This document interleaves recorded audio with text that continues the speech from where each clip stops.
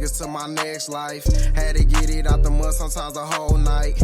Grew up in the slums, nigga, you would say it's trife. I never had it made, nigga, I had to get it right. Finna ball on these niggas to my next life. Had to get it out the mud sometimes the whole night. Grew up in the slums, nigga, you would say it's trife. I never had it made, nigga, I had to get it right. Never had it swisher, nigga, never had it made. I ain't get no allowance, had to get out and get paid. I done carry glizzards and carry shakes in that cage. Them finesse niggas and some more, I had to make a way. Grew up in the slums, nigga, my city the slummiest. And we got the murder rate, siren steady coming. I done had the bad shit, wasn't even the bummest. That's why I told myself I had to go and make some money. Got it out the mud, don't fuck with niggas like a stud. Cause niggas snakes back doing when you show them love. Everybody wanna be a gangster, everybody thugs. I never had a choice, that shit that's really in my blood. Finna ball on these niggas to my next life. Had to get it out the mud sometimes the whole night. Grew up in the slums, nigga, you would say it's trife. I never had it made, nigga, I had to get it right. Finna ball on these niggas to my next life. Had to get it out the mud sometimes the whole night. Grew up in the slums, nigga, you would say it's trife. I never had it made, nigga, I had to get it right. My life was trife, it was where I had shit nice. Mama a single parent, daddy barely in my life. That shit made me a soldier, all my life I had to fight. Open Winfrey ugly, search shit I don't even write. Never understood the cap that these niggas rap. It's really niggas out here living this, don't wanna trap. Wishing I wake up from this nap to see my little brother. Lord, tell me why you had to take my little brother. Steady taking L's, I never fail, I never tell. I'm back in that cell, for mine I'm going to hell. For mine I'm going to bail, for mine I'm going to jail. Don't like it, oh well. Finna ball on these niggas to my next life. Had to get it out the mud sometimes the whole night. Grew up in the slums, nigga, you would say it's trife. I never had it made, nigga, I had to get it right. Finna ball on these niggas to my next life. Had to get it out the mud sometimes the whole night. Grew up in the slums, nigga, you would say it's trife. I never had it made, nigga, I had to get it right.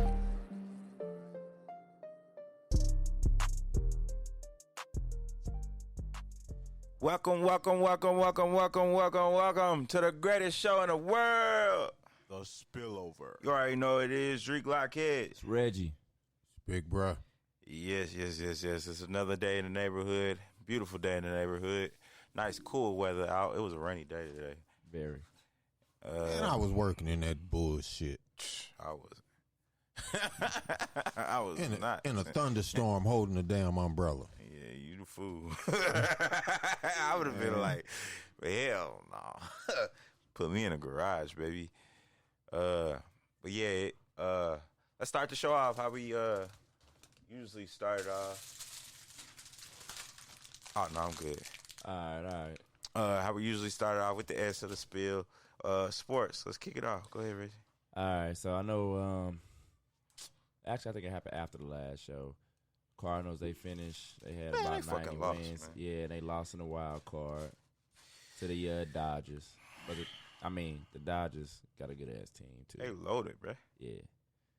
And they're defending World Series champs. Yeah, if we would have beat them, that would have been crazy. Fast track to the fucking World the fact Series. that they had all them little different additions and stuff, and this was their first year together, they future looking bright. Their future looking real bright. So I want to, talk about the Cardinals real quick. Moving on to football. For the most part, everything looked about how I thought it was gonna look. Only thing I didn't see was the Chiefs getting their ass whooped like that by the Bills. Patrick Mahomes. Did Russell Williams win this weekend? Russell Wilson, nah. He ain't win. He lost to the he ain't played this week. He played Thursday, lost to the Rams. Okay. And hurt his thumb. He finna be out for like 6 weeks. Yeah, he finna be out for a minute. That shit looked nasty. It wasn't his thumb. It was his index finger. Yeah, okay. It was his index finger. Yeah. That shit looked nasty, Yeah, bro. he finna be out That for shit a was minute. like this. He was throwing up gang signs and shit. Like, they had to break that motherfucker back. Yeah, he finna be out for a minute. Everybody else though look I don't know pretty about normal. a minute though. Okay. Russell Wilson different. It might be like 2-3 weeks. He gonna be back before the end of the year. Yeah, it's only 6 weeks. They said 6.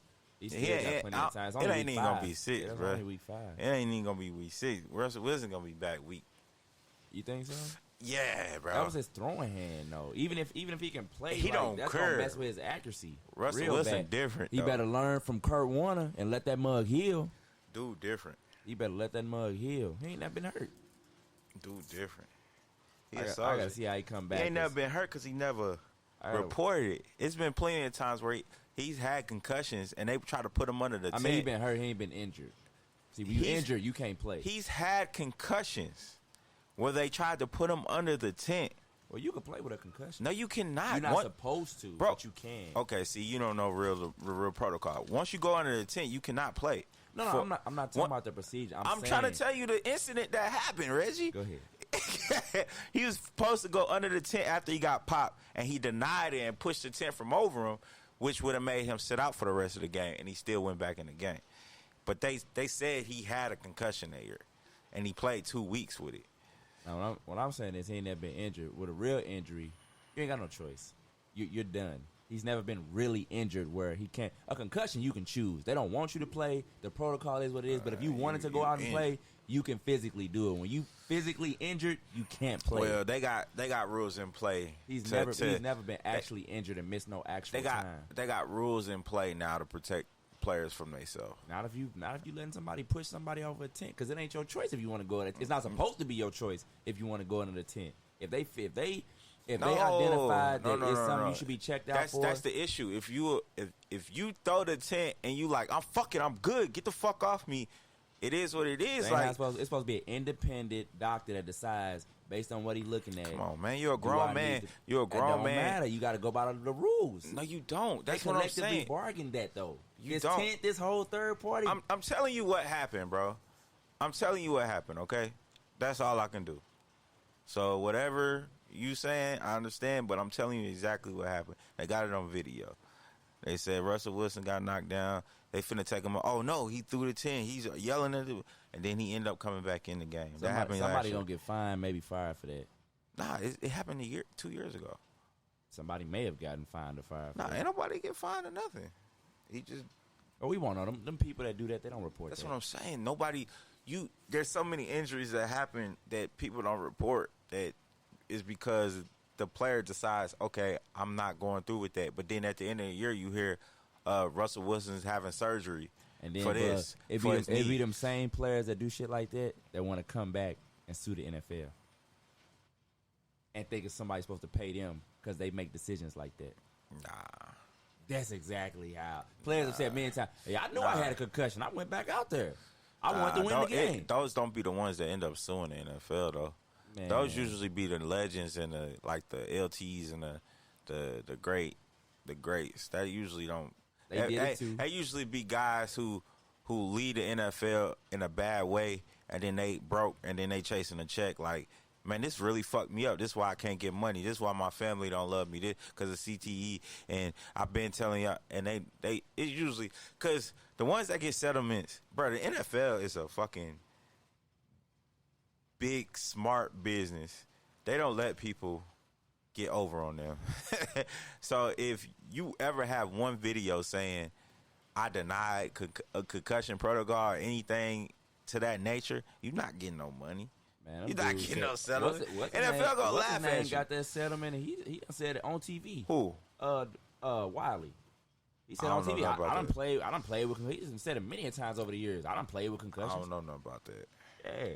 I don't know nothing about that. And then I remember he used to, then when they had the lawsuit, he was big talking about it. I remember TMZ had him talking about it. He was everywhere talking about it. Yeah, NFL, they be knowing what they be blah, blah, blah, blah. And he got paid. And he's got part money? of that lawsuit. Yeah, he's part of that lawsuit. DeMarcus Wiley. And he said that he played. He was forced, or he played. Did he feel forced? None of them said they were forced. They said that they knew they had stuff going on and they played anyway. He specifically said that and still got this thing. And other cats agree with him. They're like, yeah, everybody, we all do it. Then Shannon be saying it without saying it. He be like, man, we know what we be putting ourselves through. The doctors, they tell you, but you do it anyway. I remember you talking about that with that shot that they be taking. To kill all the inflammation for that little 2 hours or whatever. Cortisone. Yeah.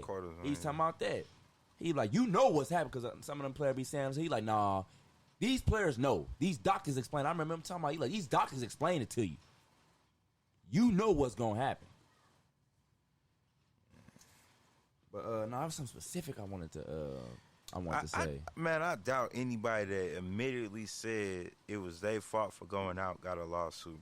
Well, the lawsuit was because even if they want to do it, they look at the NFL and the reason they lost because they said you're supposed to protect them from themselves. Protect the if player. somebody have a concussion, that means they not in a. They could state that They're they not wasn't in in their their right mind. exactly. That's why they could say it and get away with it and still get paid. They can say it, but they like, I wasn't in my right mind at the time. You let me go out there. You knew I had this, and you let me go out there. It's like when somebody drunk say, I'm about to drive home, and you sit there watching. Like, yeah, go ahead.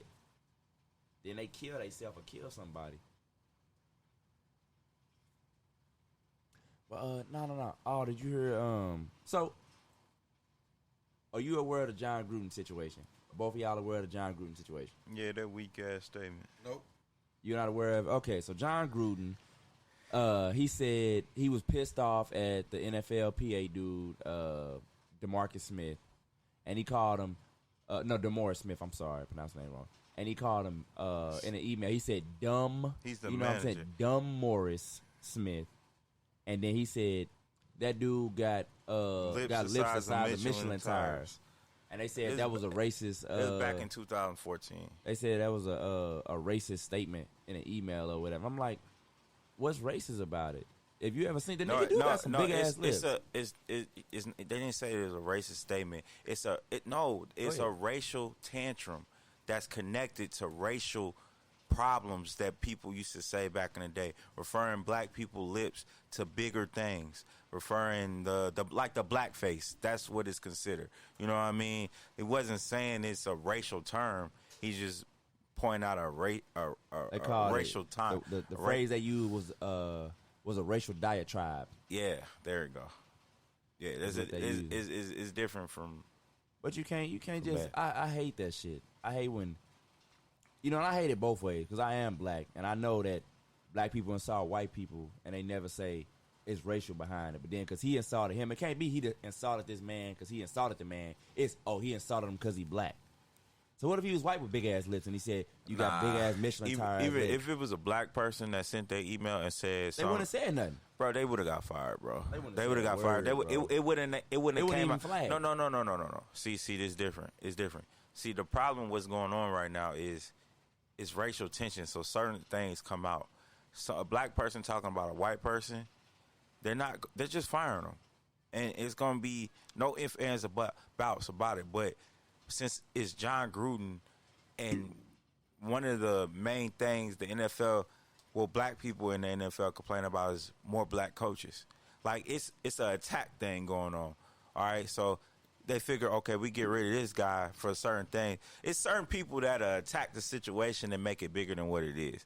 Now, like I was saying, if it was a black person that said it about a white person, they would just get fired. I don't think so. Not for no insult. If it was actually some racial, not somebody trying to push an agenda and say, "Oh, that can be looked at as racial." If it was actually racial, that's what I mean. They blowing it up. Yeah, that's what I'm saying. I don't think that was racial. It was just an insult. Motherfuckers can insult a motherfucker without the nigga do got big ass lips. All right, but professionally, you don't do that. Though. No, you don't. You don't do that. So but he's in the wrong. He's in the wrong for doing that in a professional email thing. Like that's what I don't understand about these dudes. Like, they've been in this. When players go at coaches and say racial shit, they don't get banned from the league. But it's not documented. What's his name? Who? When Antonio Brown went off and was talking about John Gruden in the GM on the field in front of everybody and all the report, they was writing down exactly what he was saying. That's what I'm saying. It's certain shit.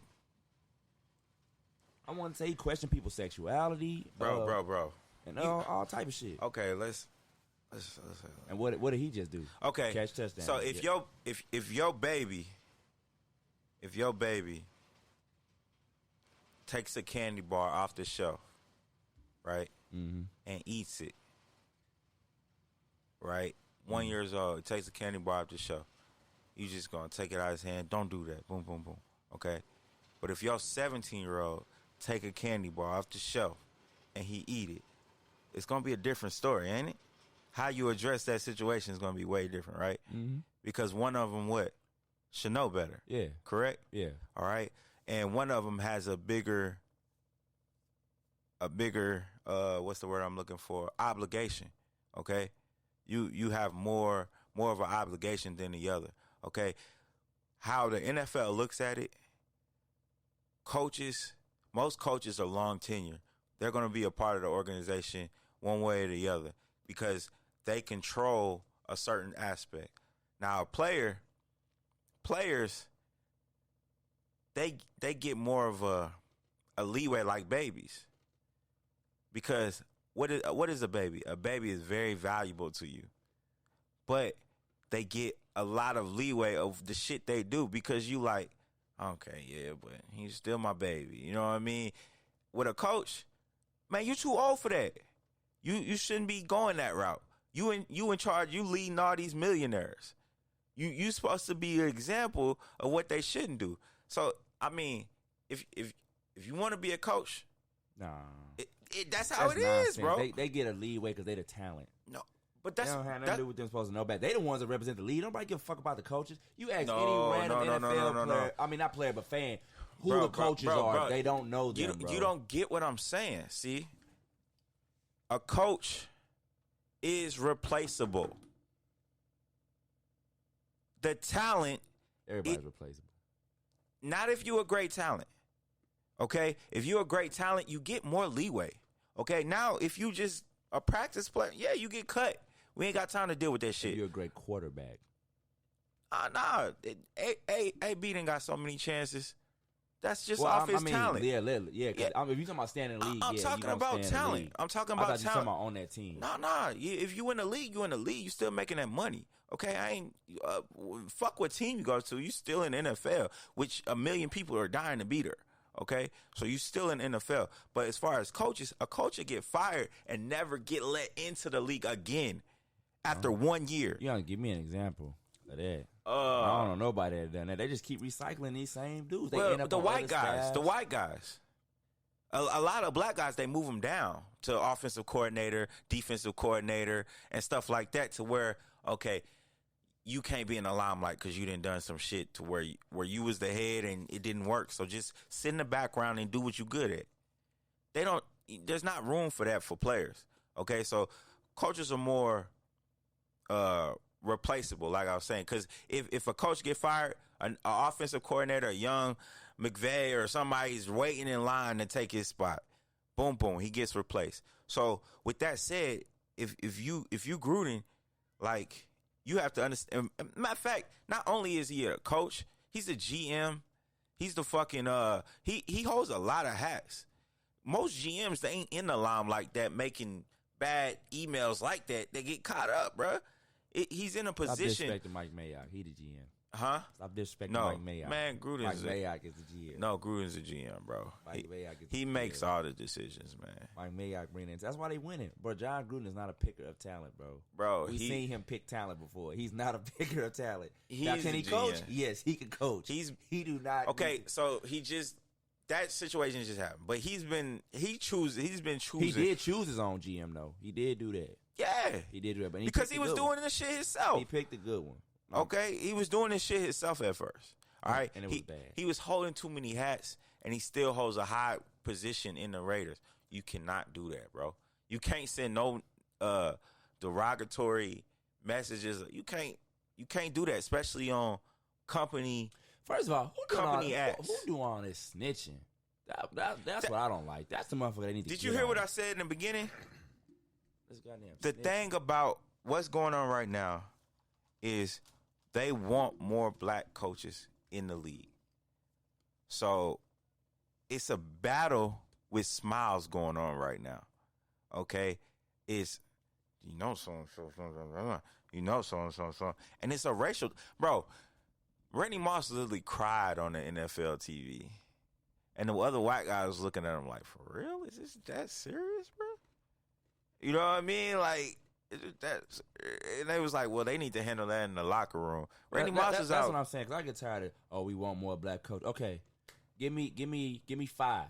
Give me 5 black coaches that should be coordinators. I mean, that 5 black coaches that should be head coaches now. But I can give you not the names, but I can give you the teams. Yeah, give me the teams. I can give you the teams. Give me teams. Wait, no. Listen to what I'm finna say. I can give you the teams of white coaches that should be fired. What? But so Do you get what I'm saying? Yeah. You're looking for one of the opposites of who deserves the job. Yeah. I can tell you people who don't deserve the job. That's what I'm saying. And then you say you want more black coaches, so who should be in that spot then? We'll never know if they don't get a chance. They should be doing at least something exemplary. There's some good black offensive coordinators and defensive coordinators. There's good black dudes that run background situations. I know one coordinator where they don't get the chance. There's good college coaches in the next. I'm just saying, next year or so. You asking for one, but you not bringing out the obvious of the other. Well, it's a bigger pool. If 90% of them is already white, of course you're gonna be able to name a bunch of them that don't deserve jobs because it's teams that suck. So but that's what I'm saying. But they get fired and then get another job at a place that don't. But that's what I'm saying. That's what anybody on the other side gonna argue. They're gonna say, "Okay, don't keep telling me who shouldn't have a job. Tell me who should. Don't just say, well, make them black. Tell me who should." Well, that's what they're gonna say. Tell me who should. You can't. But Reggie. How did they know McAvey was gonna be a good coach? Because he was a young coach. Because he was fantastic as an offensive coordinator.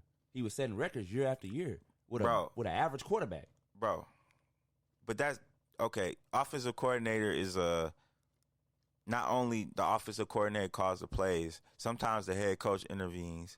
Sometimes it's a mixed thing. Okay, yeah, he was a young, innovative mind. It's guys out there that's black like that don't get the position. It's one, like I said, I can think of one that's probably gonna get it in the next year or so. And that's Byron Leftwich. I can think of one. He gonna probably get it in the next year or so. If Tampa Bay keep doing what they doing. My point is, what's the name said? He's already handing down his the Bucks coach already said he's handing down his he wants he want black dude to take over his which one? Because he got all. I know his but he said he's handing it down to one of his whatever. And he hopes the owner goes along with it, but whatever. But what I'm saying is, bro, before you try to find somebody who can, which is hard too, because if they've never done the job, you can't say they could until they get a chance. So there are black men out there that's offensive coordinator and defensive coordinators that just haven't got the shot. It's as simple as that. It's guys you can pick from. You're looking for a big name. No, I'm not looking for a big name. Yes, you are. You said, give me 5 who deserve. A name. I know a lot of How would you know they deserve if they never got the opportunity? They got to be great at what they doing. You don't just give nobody no opportunity and say, I'm going to just see what you can do. You got to be great at what you're doing before I elevate you. Are you serious? Yeah. So you telling me it ain't been white coaches that got the job just to see what they was going to do? That wasn't good at their position, their former position as a coordinator? No. Yes. Yeah, I ain't seen that. So you ain't seen. Matter of fact, the only dude that wasn't a coordinator that jumped straight from position. Wait, hold on. It was three guys that got a head job just because they was Belichick's. What's the dude that coached the Bills? McDermott. Wasn't he under Belichick? No, he was. Is it the Panthers. Bills or from the Panthers? Nah, it was somebody that coaches. The Titan coach played for him. He didn't coach under him. But that's what I'm saying. These guys are getting them. McVay had 2 of them that came from under his tree. They was his coordinators. But bro, they were setting records. Like that's what I'm saying. My God, they were great at the job. No. Okay, so look at McVay coordinators. Bro, what did they do? They was a great coordinator, and then now he in Green Bay. No, bro. McVay is speaking for these guys. He's literally talking for these guys, and the conversation and they skin get them through the door, and that get the hiring job. And some of these guys are doing horrible at head coaches, but they got the job because of who they were connected with, not off their. McVay was getting the credit for all his years. It wasn't his offensive coordinator and his defensive coordinators. It wasn't him. Who was the smart mind? Who was they saying? McVay. Okay, so then why are the guys under him getting jobs then? That's what he spoke up like, here's the part they played in. You still not seeing what I'm saying, I'm saying, bro. He said, here's the part they played in it. And they got a job and they did well. But do you hear where I'm coming from, man? I need a third voice in this, okay? So let's say you a head coach, right? All right. You a head coach. You a good head coach. And you are getting all the credit, all right? And then you know it's time to revamp the offense. So you let your offensive coordinator know, hey, man, I've been fishing your name to some guys, and you probably can get a head coaching job because I want to get it He probably fired them guys, but didn't fire them officially and got them another position, bro. That's what I'm saying. You don't know that. What? That's what I'm saying. You don't know they that. were good under him, and then they left, and then they did good when they left. I would see if they were out there doing shitty. How many times, even in the NBA, okay, how many times has a good team that had good assistant coaches, when they make it deep in the playoffs, all of a sudden you hear them talking about so-and-so is in bid for a head job and what's the name? You know why? Because they got so far in the playoffs and other teams want that pedigree. Not because they necessarily was the key to it. It's because they was a part of the winning team. Notice which coaches, when they went to the Super Bowl and it was all offense, his coordinators got hired. When they was one game away from going to the championship game, who got the job? The D coordinator, because he had the best defense in the league. They were doing good at baseball. You know who wasn't doing good? You know who didn't even have a coordinator job and jumped from a damn position coach to a head coach? Mike Tomlin ass. Who said he wasn't doing a good job? No, I didn't say he wasn't doing a good job. I said he did. He wasn't even a coordinator. He never even coordinated one side of the ball. But he that's was what I'm coaching saying. one group of players as a position coach and jumped straight to head coach. Because they knew he was good. How the hell you know that from coaching a position? If you're not a side of the ball, first of all, if you good at something, and if you can add a good voice and you make men move, you gonna get a good job. They notice things like that. If the team, if the head coach is like, hey man, what might be doing to get all the boys to follow him like that, man? I don't know, but letting great talent be great talent. We ain't gonna act like the Pittsburgh, the group he was coaching. You know what group he was coaching? But that's what I'm saying. Come on, man. Was in that group. Come on, but what I'm saying is, if you can make men do their job, that's what coaching is. Coaching ain't, I'm coming up with all the strategies. Coaching is, hey man, I'm gonna get y'all in the right mind to do what you need to do to win. That's it. And if he could do that, yeah, you the head coach. Why wouldn't you be? That's what I'm saying. Them type of guys don't get the chances because a lot of teams want a white man to be the front and say, yeah, he good with the players, but let's just keep him as a position coach and give him good money. There's a lot of black men in back positions that's the motor of teams because that's who the players are, bitch, man, fuck coach. Hey, Left Rich, man. Bro, man, you been here. You done this. What's up, man? Like, why coach like that? Bro, it's them guys that actually make the team move. You know why? You know why I say that? Because I was kind of part of that situation where the kids at a school didn't want to listen to the head coach. So what the head coach did, he was smart. He filtered his direction through us, the assistant coaches, and said, let them hate me. I want them to hate me. I'll be the bad guy. Y'all keep doing that. Keep motivating them to hate me. We gonna get wins that way. and some coaches accept that shit. It's always a front man. I'm telling you, bro. And then a lot of these owners want a white front man.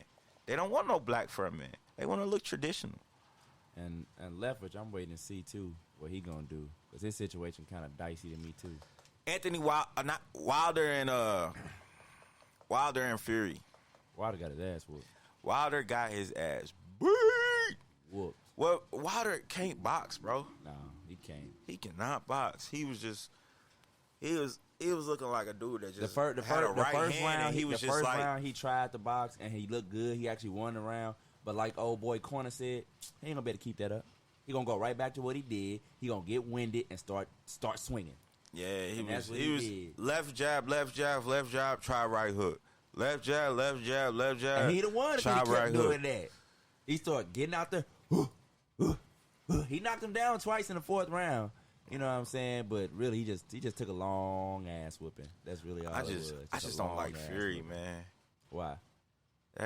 He's a bad example of an athlete, man. Why you say that? Just the way he look. He just look like anybody can do it. Chiseled? No, it just look like anybody can do it. And it's making men just like think. Bro, it's hard being 6'9", 277 and can last through it.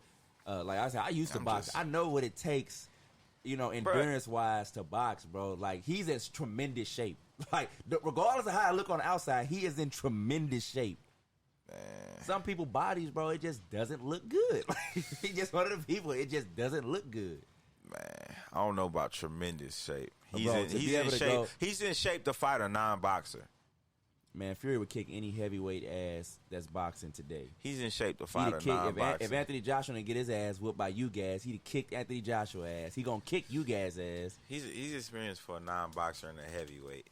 Like, I mean, he's not experienced, but he's in condition because he just knows how to box. That's all I'm saying. He's not in great condition, physical fit condition. He's not, because they said he wasn't when they did the body I didn't say he was fit. I said he was conditioned. No, I said he was in great condition. I'm talking about his win, his endurance. No, I'm not saying he's physically fit, as in how he looks on the outside. But no. That's what I'm saying. I'm not talking about that. I don't think Right. I just as far as knowing how to breathe, like shit. Keeping his pace, all that, he's that. Just like Anthony Ruiz in that first fight with Joshua, man. People looked at him like, man, this little marshmallow guy. But dude, endurance, his speed, like, man, some guys just be like that, man. It's crazy. Cats go in there be chiseled. Like Deontay Wilder, you look at them side by side, you like, man, he gonna beat this fat white dude ass. And then he went in there and just got his ass whooped. Plus, he a little light, man. He may need to go ahead and have a little discipline. Who a little light? Deontay Wilder. He might need to go ahead, have a little discipline, shave a couple pounds, and go cruiser. Man, Wilder need to stop challenging Fury. He need to go to cruiser. Them heavyweights a little too big for him. He need to go down to cruiserweight. Because he barely at 220. And him trying to carry that 220, that 220, 230, it's too much for him. He was dominating it, though. Dominating what? That weight class. Before because it was trash. Back. That's why they wouldn't found Fury. Fury was fucking strung out some damn where. Oh man, you missed it. You gotta wait till the beginning. You gotta wait till the beginning. Wait till the beginning. Oh my god. That's a whole lot. Yeah, that's Wait till the beginning. My dude was struggling. Nah, I think it's gonna come now.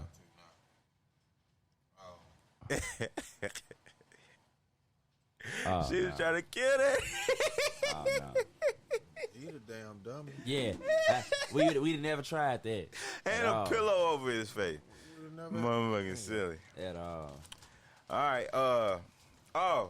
Basketball preseason, man. Yo, the Bulls looking all right, man. Bulls looking all right. They got Lonzo Ball, my dude. Man, they got a whole new team, damn. I'm worried about Lonzo. They got a whole new squad. I'm worried about Lonzo. It ain't just him, but he is playing his part well, though. I'm worried about Lonzo. That's my guy. He playing his part well. Levine is the guy.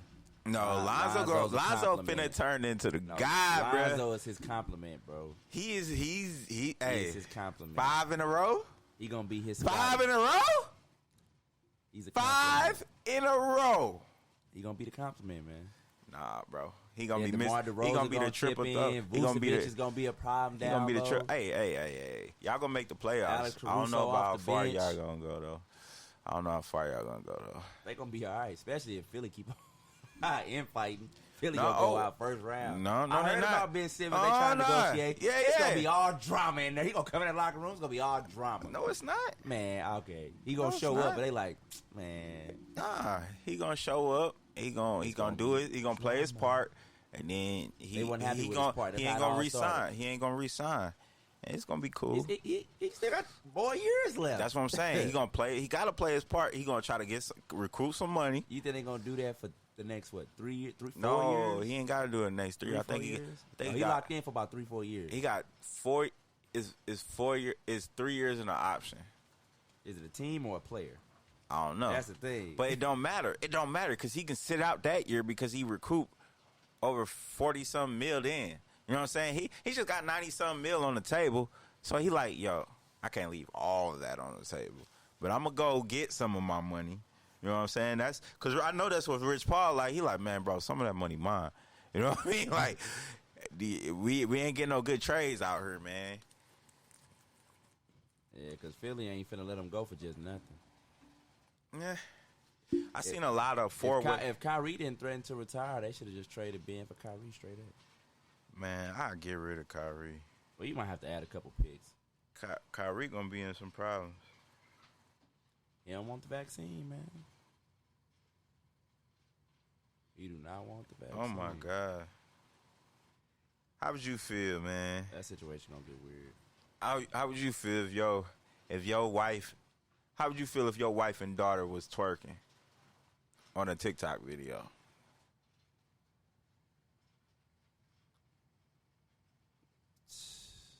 Huh? I would probably. I have to say. And something. your wife smacking your daughter booty. Yeah, I would say something. A wife and a daughter twerking. But again, looking at them, he looked like he knew what he signed up for, which is why they think that stuff was okay. Bruh, she not with that nigga. she out here for the street. Yeah, he probably know what he had got. Comments like, must be nice to have a fast mama, looks fun. That's what people say. Hey, Mama should have taught me the game. There's no way in hell I could or would play like this with my daughter. yeah, bro. These parents want to be best friends. These grannies different. They don't want to be parents. The other girl saying, I'm sorry, that's awkward. I'm seeing an uptick on videos, man, of cops mistreating disabled people, man. Damn, they at the bar giving hard. Oh, yeah, it was like people in wheelchair. Or we talking about mentally disabled? Like, what kind of disabled? What I just seen, man. Well, I ain't even watch it. I scrolled past it because I don't feel like being in that type of mood.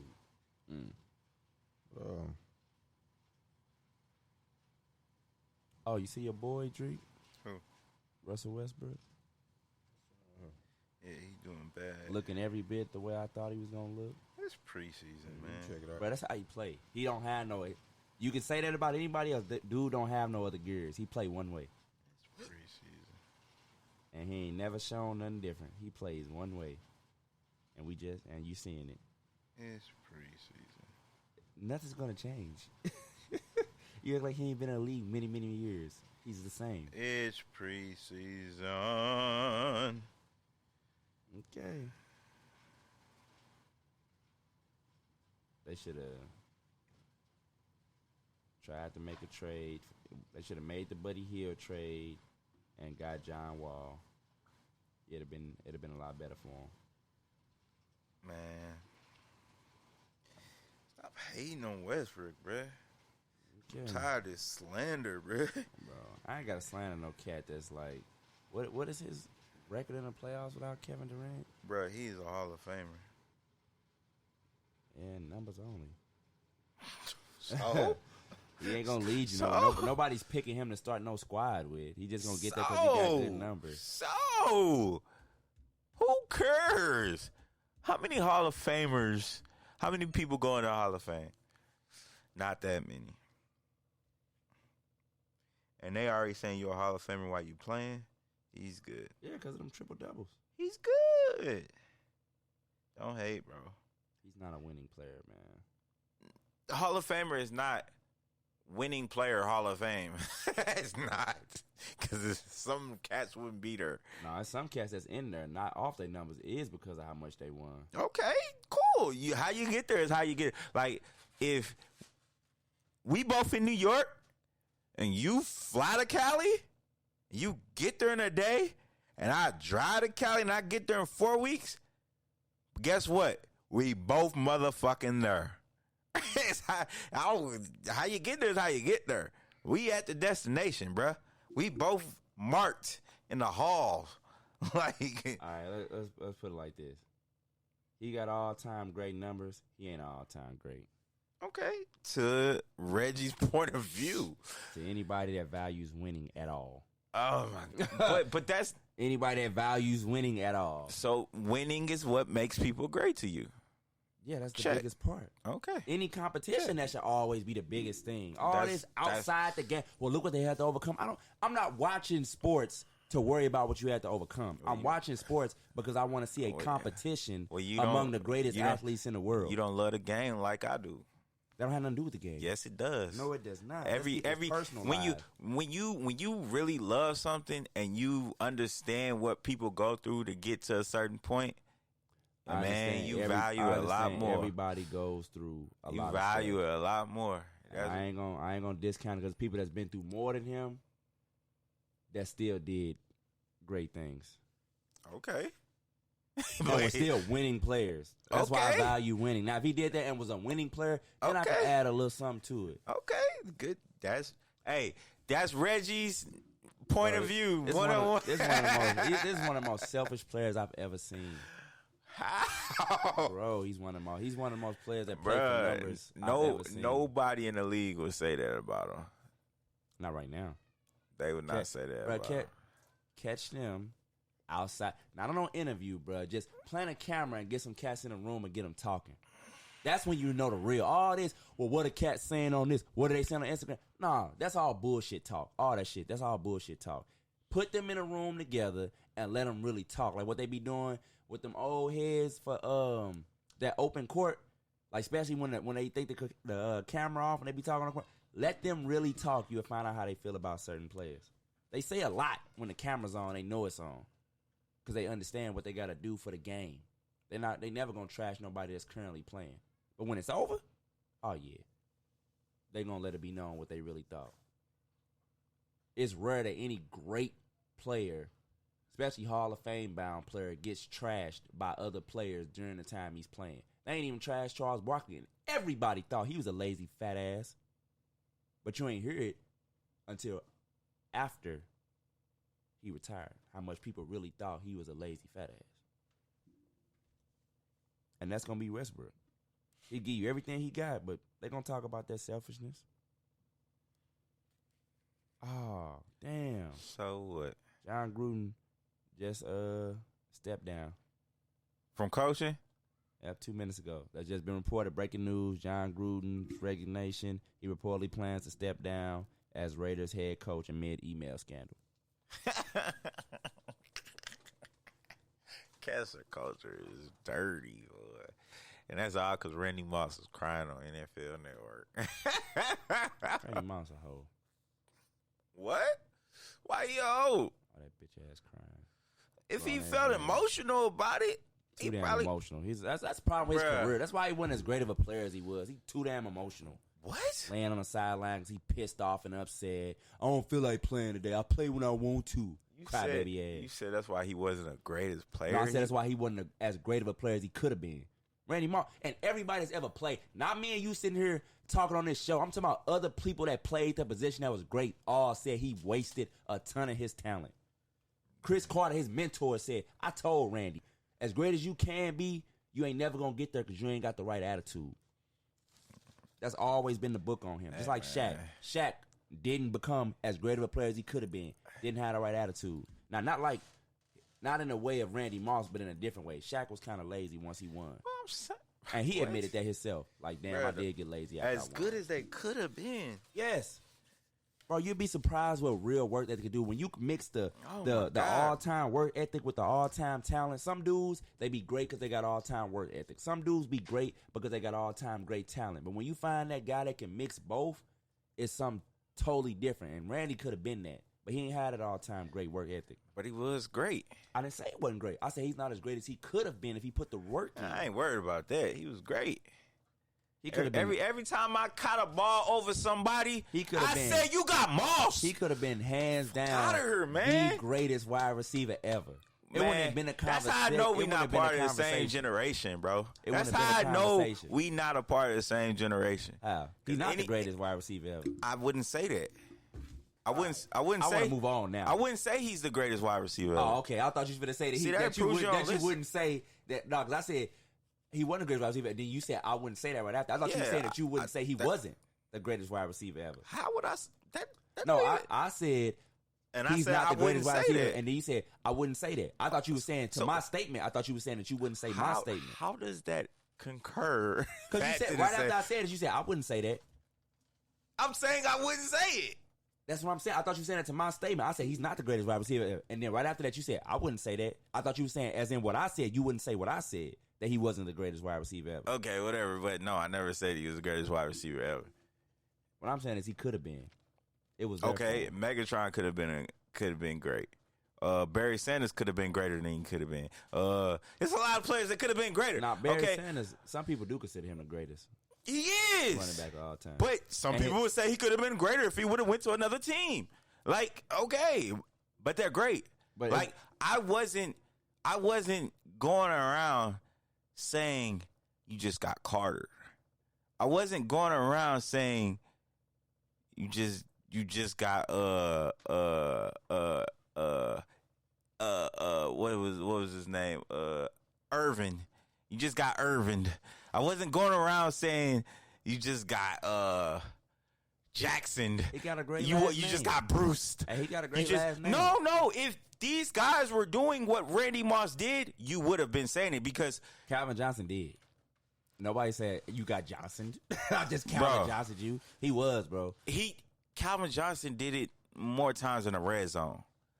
Randy Moss burnt your ass. Calvin Johnson did too. No, Calvin Johnson did not have burnout speed. Ran a 4.3. Calvin Johnson was burning everybody, bro. No, he did not. He was in the red zone, bro. You should check out some of that footage they were showing during his Hall of Fame week, bro.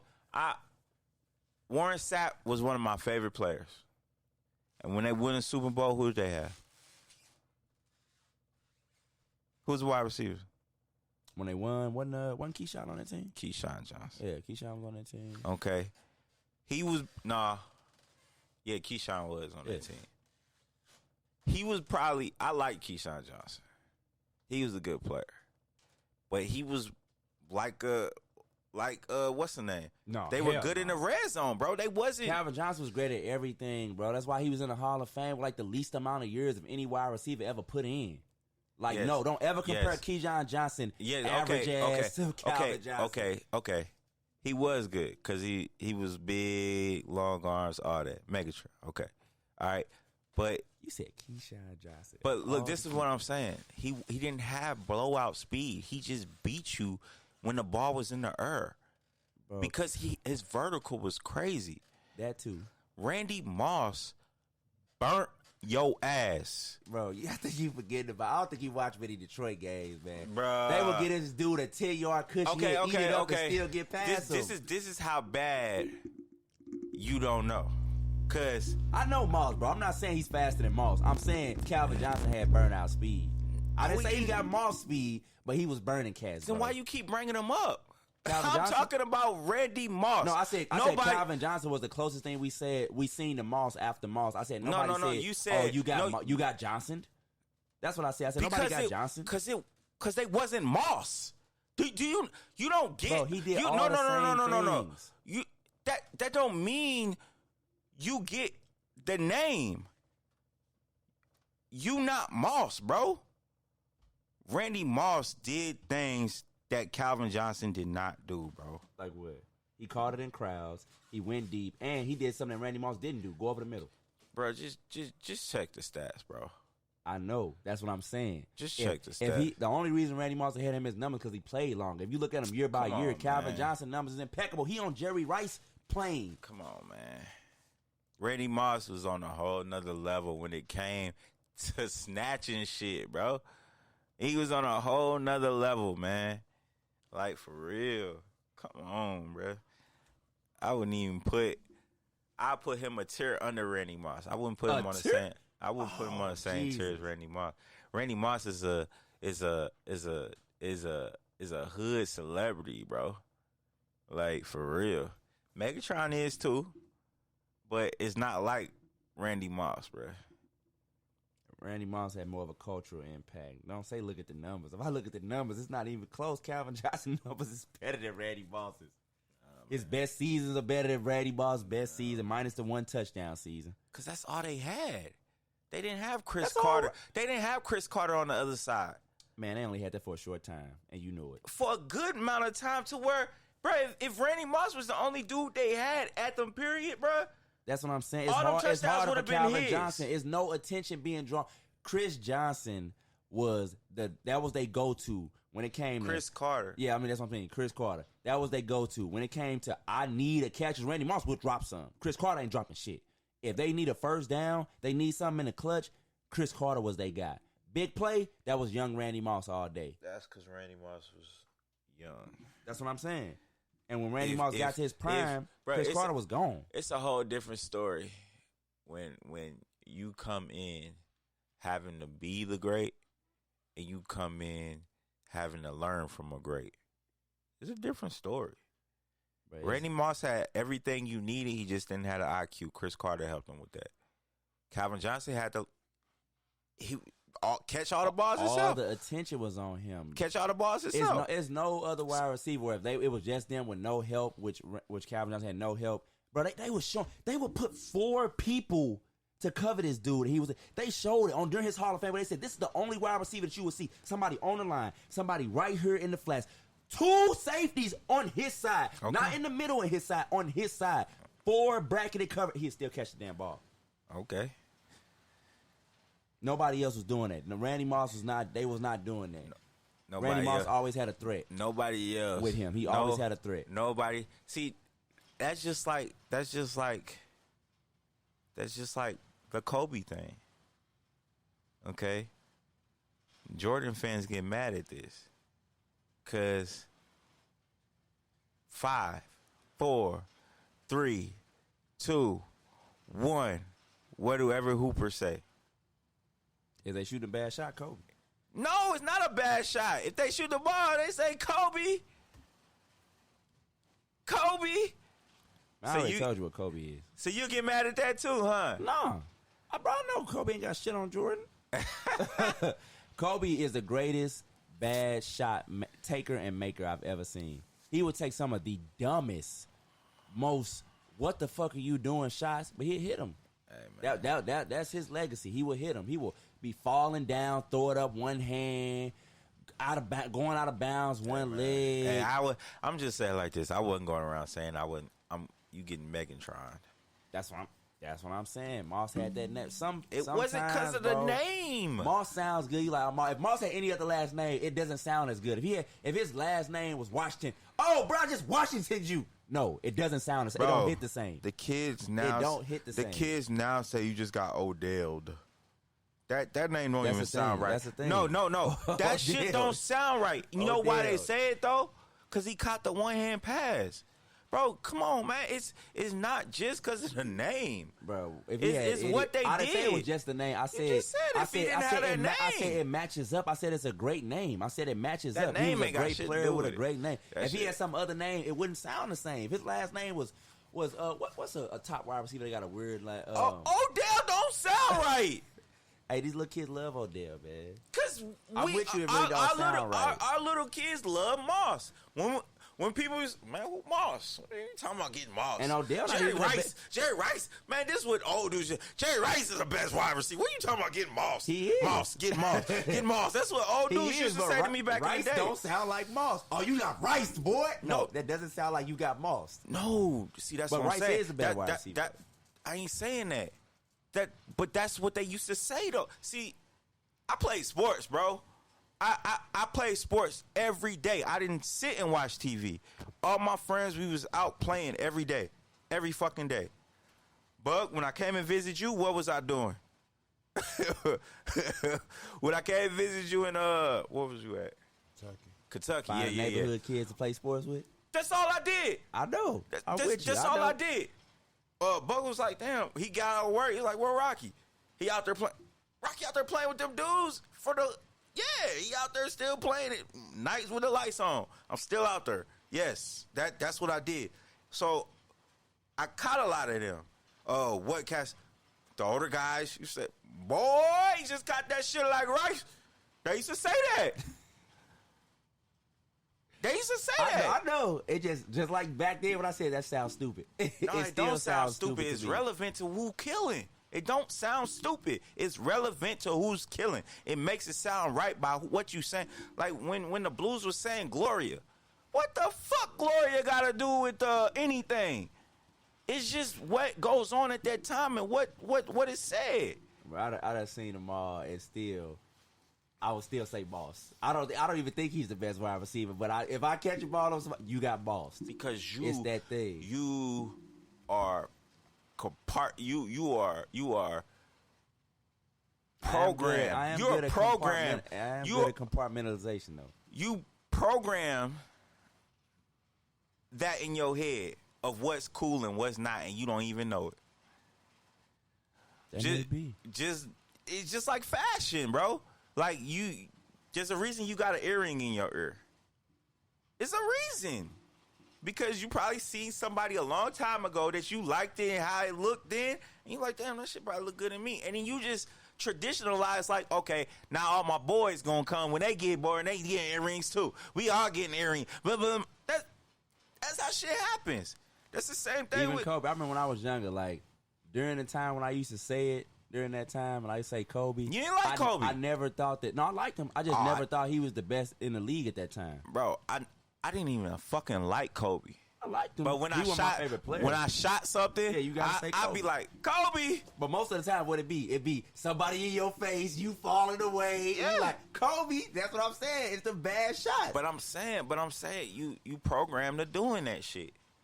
It's a sports program off of what somebody does so many times to where I think that's just a human thing. Just like how they say the color red indices hunger. It makes you hungry. That's why McDonald's, all they packaging and shit got red in it. But if I hit you with a fadeaway, I always said MJ. I don't know about you, but I always said MJ. I ain't say fadeaway? Kobe for that shit. Hell yeah. It's one of my favorite moves. I've always said MJ. Have you ever looked at where MJ got it from? His fadeaway? Yeah. He told the story a long time ago. I'm trying to think of where he got it from. But he did tell the story. Fuck, I'm drawing a blank. You know the name? His favorite player. He got a couple guys. That was his guys. He got Dr. J. That was one of his guys. He loved my dude for them years before he got on the drugs. The Skywalker. You know what I'm talking about? David Thompson. That's his name. That's one of his favorite players that he talked about and has talked about. I'm missing somebody. But them was two of his guys, David Thompson, Dr. J. His favorite player, bro. Who's his favorite player? His real favorite player. His number one favorite player. Yeah. I can't think of it. Like I said, How you a Jordan fan, bro? He done said multiple names. His brother, man. His brother. His brother. His brother. His oldest brother. I only got NBA players in my mind while we talking about this. I did not think he was going to go the sentimental route. I'm thinking there's nothing sentimental about that. Talking the NBA reason players. why MJ clearly says the reason why he's so good, because he always wanted to beat his fucking brother. And his brother never grew, and he had to figure out how to shoot, and he did fadeaways all the time. And then what was so weird about it was all for his dad aspiration, and most of it didn't even come from basketball. It came from because he didn't know shit about shit. No, he didn't know shit about tools and nothing. Yeah. And his dad told him, I used to tell you, get in the house, you don't never be nothing. You don't know nothing about nothing. Yeah. That's how you could talk to your kids back then. Bro, do you know how people would look at you and dog you in the spotlight? If you say it on camera that I told my son, oh, you ain't gonna never be nothing. Why would you damage him like that? Like, bro, they would lose their mind. Why would you damage him like that? You messing with his mental health. You told him he never would amount to anything? What is wrong with you? Why we on the NBA? It is kind of fuck up your mental health. Just because Jordan... think about it. Just because Jordan was able to succeed after hearing that shit doesn't mean every kid is going to be able to do that. Jordan jerseys is a whole different competitive nature. Like every kid that come out ain't competitive. Most kids concede to when you do that. I mean, you coach. Have you ever tried that approach with a kid? What? Challenging them? Saying that type kids, of shit. Yeah, these exactly. kids ain't they built quit. like how we was built. So you can't do that. Because I've had coaches try that shit on me. And my thing was, and you done talked about your thing was, you say some shit, oh, let me prove you wrong. Let me show you. You're not going to break down and be like, you know what, maybe you're right. I'm just going to stop. Mom, I don't want to go back anymore. But that was the era back then. You know what I'm saying? Jordan was more in the 60s. You know what I'm saying? Shit like that. It was a lot of people that didn't make it, bro, in the 60s. No, Everybody wasn't mentally strong, man. I'm saying it was a different era around shit back then. And I'm saying it was a different era, but it was a lot of soft mental motherfuckers and you got looked that at as soft. You got talked about for being soft. It wasn't all this, let me coddle you. Oh, it's all right. Come here. They're affecting you. You're being affected right now. Come, we need to get him some type of therapy or something. All that shit. Like, man, you a bitch. That's how they looked at you, a bitch. My dad, my mom, all my uncles, they all from that era. That's exactly how they look. You a bitch. Extended family, it was all that. It wasn't all this. Oh my God, I can't. Come here. And that was the way to look at it. That don't mean it was right though, bro. Yeah, it was, but you got to be strong out here. Like the strongest should survive. But that don't make you strong. You got to be. What make you strong is the shit you go through. Words should not be able to break you down to the point that it breaks down a lot of these people. It literally shouldn't make you change the direction of what you want to do in life and make you want to take your own life because somebody said a few words to you. Make you want to take somebody. It shouldn't make you want to take somebody else's life, correct? Just like all these people. It should make you want to hit somebody, correct? Yeah, words. No, it should. See, that doesn't make sense, bro. It should. What you're saying doesn't make sense mentally, and you talking about mental health. It's gonna be words, man. It's gonna be words that make you want to hurt somebody. So it could be words that make you want to hurt yourself. How can it be one and not the other? I don't understand those. Maybe, like I said, I'm just wired. I don't understand what combination of words somebody can put together. You can't put your philosophy, bro. You can't put your philosophy on everybody and expect it to work. It's just weird. It's a foreign concept to me. It's weird. But what you gotta say, man? Do you understand how people, like, especially social media? I think motherfuckers that commit suicide, and I don't give a fuck. Cause we off sports, man. Yeah, I don't give a fuck about how anybody feel about that shit. If you fucking want to kill yourself because somebody said something to you on social media, that you just a weak ass person. But I'm not gonna sum it up like that. Yeah, I ain't saying you. I said me. I'm gonna say it like this. Cause you don't. It's you can't. Depression dangerous, bro. You can't. Bro, I deal with it. Judge. Mental stability is a real thing, man. You know, you can't really speculate or judge on what's in a person's head when they come off the rack like that. You know what I'm saying? So I don't know. I leave that one alone because I've dealt with depression and me too. I told Drake, but I deal with depression. I don't take no medicine. I deal with depression. I deal with anxiety, and I deal with anger. Extreme bouts of anger. But Reggie. And like I said, your depression is not equal to another man's. Another man's depression could lead them to the streets where they holding a sign saying I'm homeless. Your depression may lead you to going to the house, turning on your TV, getting over with it, watching a sport game. Like it's different depressions, bro. Off air. But I'm saying it's different type of. I didn't say that's your depression, but I'm saying it's different types of depression, and it's different people that it's a type. It's different types. Would you ever put fentanyl in your body? No, cause you ain't that deep in the depression to where you feel like you got demons in you and you want to get them out. I ain't gonna say that, but it's people that feel that way, bro. How I feel about any type of substance use. But that's just because that's you. But it's some people that's not mentally strong to think like that. Yeah, I know. You know, my cousin just a few weeks ago, he just overdosed from. Man, everybody got them cousins. Unfortunately, me and bro got a whole family full of them. You know what I mean? And it's like it's hard fighting. It's hard fighting what you got genetically coded in you, and what you know what's right. Because, man, that shit get dangerous, bro. That shit, depression get. it's just been motherfuckers that you would think has a happy life, great life, boom, boom, but lose their job, and then you hear about them killing their whole family. You like, just losing your job can send you to something like that? Bro, you'll be surprised. Some people No, die, I but won't they- be surprised. or they I die. understand that. Do you see, Reggie, what you're not getting is I understand that. That's why I'm saying that. So you ain't got to tell me I'll be surprised. I understand it's different types of depression, and I would never look down on I wouldn't call nobody no bitch or no pussy that kills themselves over internet of somebody You know talking what? bad about it. I'm gonna use a real life situation. Okay, some years back, ABNB, the shooting they had over there. Yeah. Okay. All right, one person walked off in this workplace and just started shooting up people. Right, I was at home when it was because I was unemployed at the time, and I'm watching it on the news live as it was happening, and even the news people, everybody was saying, "Well, why is he doing this? What would make it?" Well, see, that's the thing. You just don't know. You don't know what brought him to that point to say, "Fuck this! I'm finna go in here and shoot." You can this speculate. motherfucker." You can speculate all you want. You can make up all kinds of And reasons in your head. And that but be the bullshit that pisses me off that the news and all them people do.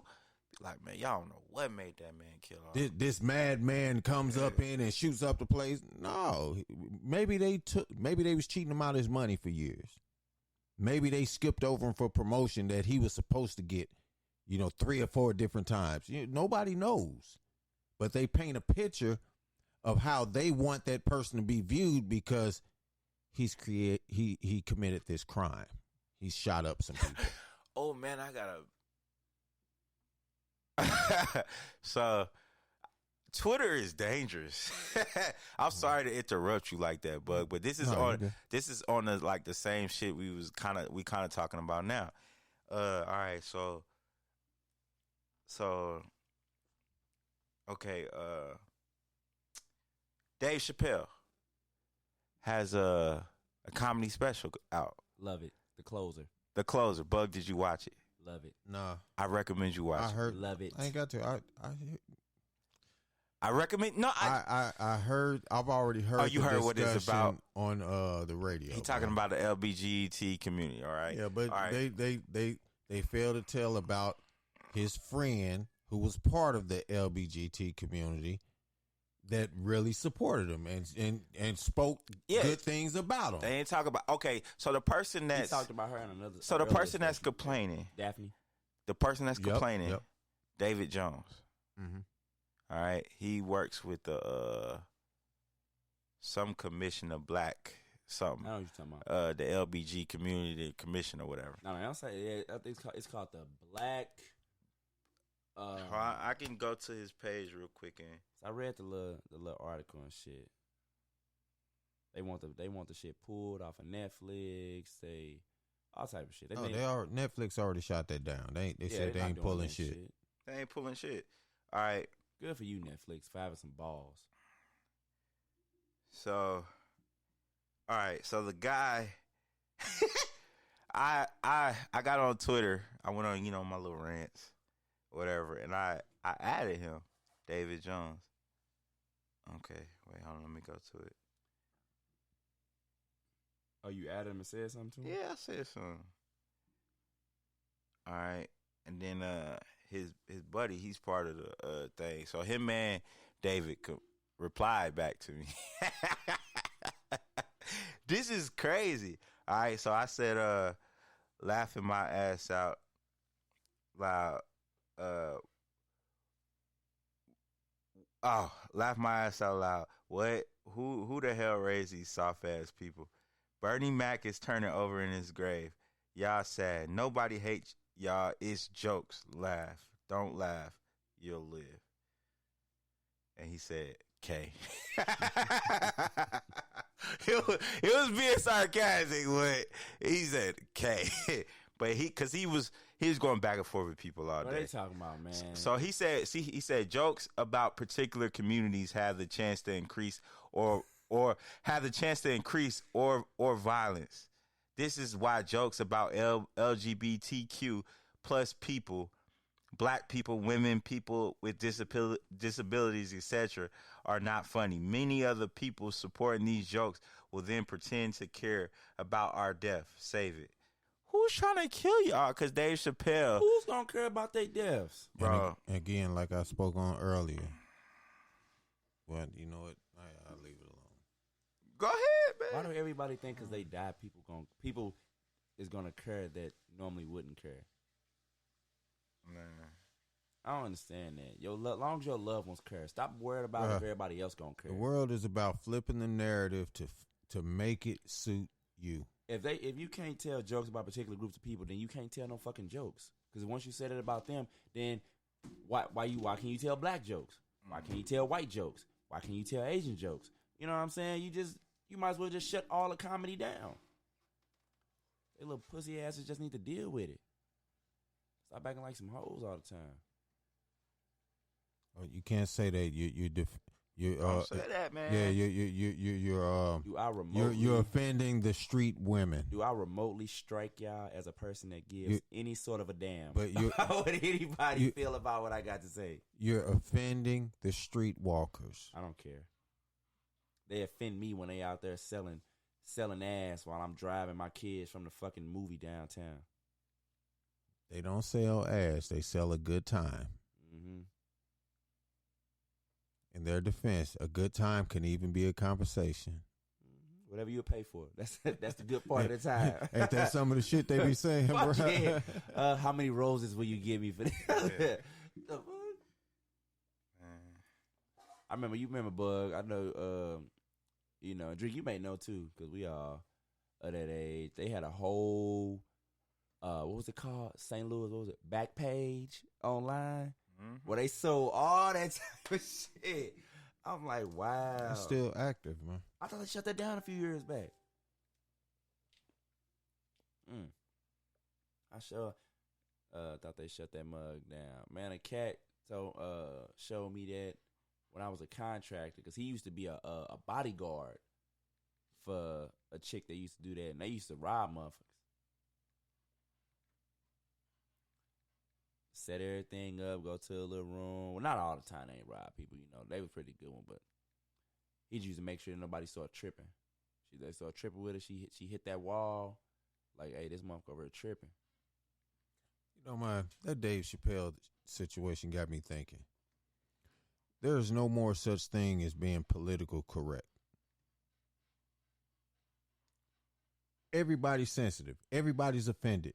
So there is no right. There is no wrong. Everybody's depressed. Everybody's mental health is affected. If you say anything other than something absolutely positive to a lot of these people, you are affecting their mental health. You can't even. So it's like you give a kid a bad score or tell them they being bad in class. Well, pretty soon they're going to start attacking that where you affecting their mental health. The law states that your personal space is a 360-degree circumference around your person, your being, your arm length away, 360 degrees. That is your personal space. I say that to say this. Anyone can say anything they want. That is your God-given right. That is your birthright. When you learn to talk, you can say whatever you want as long as you don't threaten or, you know what I'm saying? This my rules to it. This is how I teach my kids. Okay? You can say whatever you want. Yes, you can. But be prepared for any type of consequence that comes with what you say. Well, just be ready. That's a life lesson. You learn that. You learn that with life. I don't even give out that much. My thing is this. I mean, on a personal level, you can say whatever you want. You can talk about me. You can call my mother all kinds of whores and bitches and sons of bitches, and you know what I'm saying. It's your right. It's your mouthpiece. You can use it as you feel. Okay, but here's the thing. When you step inside my personal space, now your words become physical. Does that make sense? I get what you're saying. They mean more than what you Yeah, when What it come off as? Yeah, because you up close. You're invading my personal space now. You're a threat to my being. So that's when your words have to be cautious.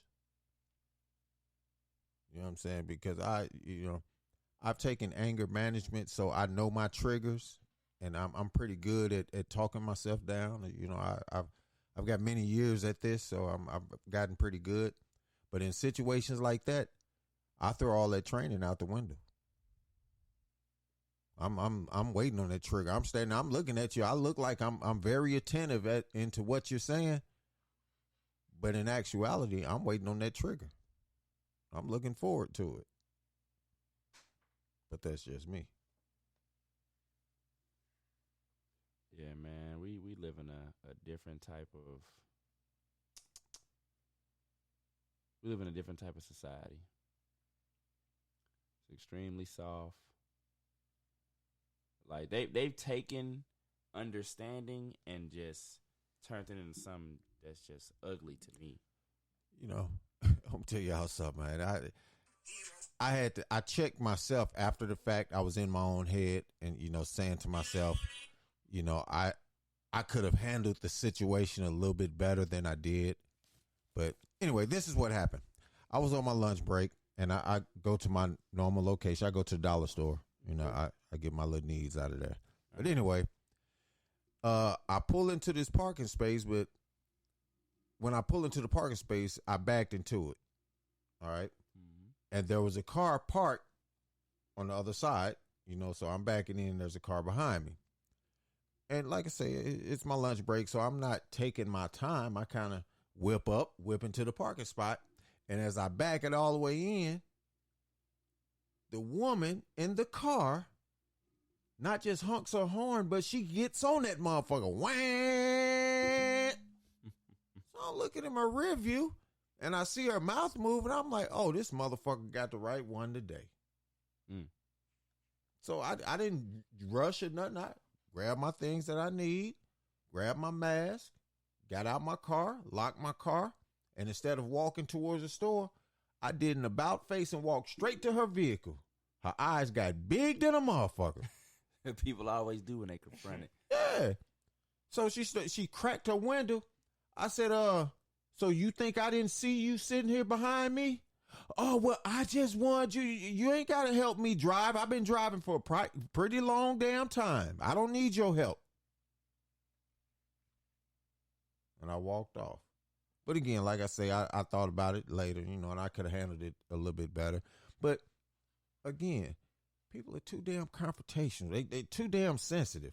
Woman, you're sitting. Okay, I left out a part.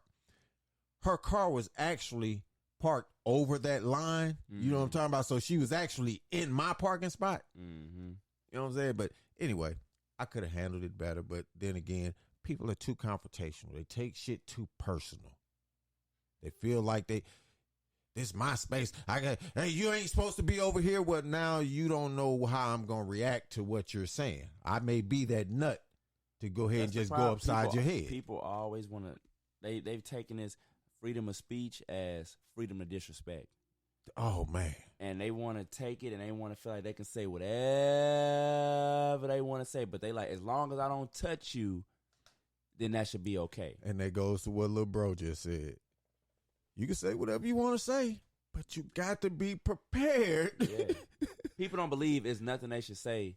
Like, not saying you, but it's people that believe what Drake was saying earlier about things you can say to somebody on social media that will make them kill themselves. But them same people, like I said, not him, but them same people will say, it shouldn't be nothing that should make you want to put your hands on a person because they said something to you. Them same people. It's just words. No, there ain't nothing. Words are powerful, man. Look. I have an analogy that I That's love my point. to use. Words are powerful. That was my point of this whole thing. Words are very powerful. Look, if you walk on your porch, let's say every day for a month, you go through the same routine. Let's say it's going out to get the damn newspaper. All right, you wake up in the morning, you go get the newspaper every morning. Well, every morning you go to get that newspaper. There's a motherfucker out there at the end of the sidewalk, and he throwing rocks at you. He throw rocks, hitting you all in your head. Shit takes off running. This shit goes on every day. Eventually, you gonna get tired of getting hit with them motherfucking rocks. So you gonna formulate a plan to either catch that motherfucker outside. You see what I'm saying? Why is it that people think that I can come at you and verbally abuse you and think that you're just gonna sit there and take it all the time? That's how they condition, man. So in that sense, yeah, I believe words can cause bodily harm in that sense, but it has to be elongated. You know what I'm saying? For me. To me, I think that just be, like I said, the line between the genders getting mixed. Because before it was a woman thing. A woman felt like they can say certain stuff, and a lot of men felt like, oh, okay, as long as a woman is talking, it's fine. You should never touch it. But men knew if you say the wrong shit to another man, you know, you gonna have to throw down. You gonna have to, you know what I'm saying? It's gonna be a problem. But now when I got to the point, because you got so many of these dudes trying to act like women, now they feel like, well, I should be able to say something and it shouldn't be a problem. I should be able to say what I want, bro. Hey, why you tripping, bro? Hey, he just talk. No, it's never been like that among men. Men always knew if you say some shit to a man, if you step out of bounds, be prepared for some shit. Ain't nobody said no punk shit and some awesome. Man, it's just words. All he did was call you a bitch ass fag. What you so mad about? He just talking. Like, no. You know, no. There's two things with a man. Okay, here's one. Hey, bro, can I rap to you for a minute? Okay, 9 times out of 10, I don't give a fuck how much animosity's been in the air. Y'all gonna finna walk off and y'all gonna have a talk. Okay. Here's another instance. Hey, bruh, me and you need to have a talk. Off top, your defense is going up. You ready for whatever. You know what I'm saying?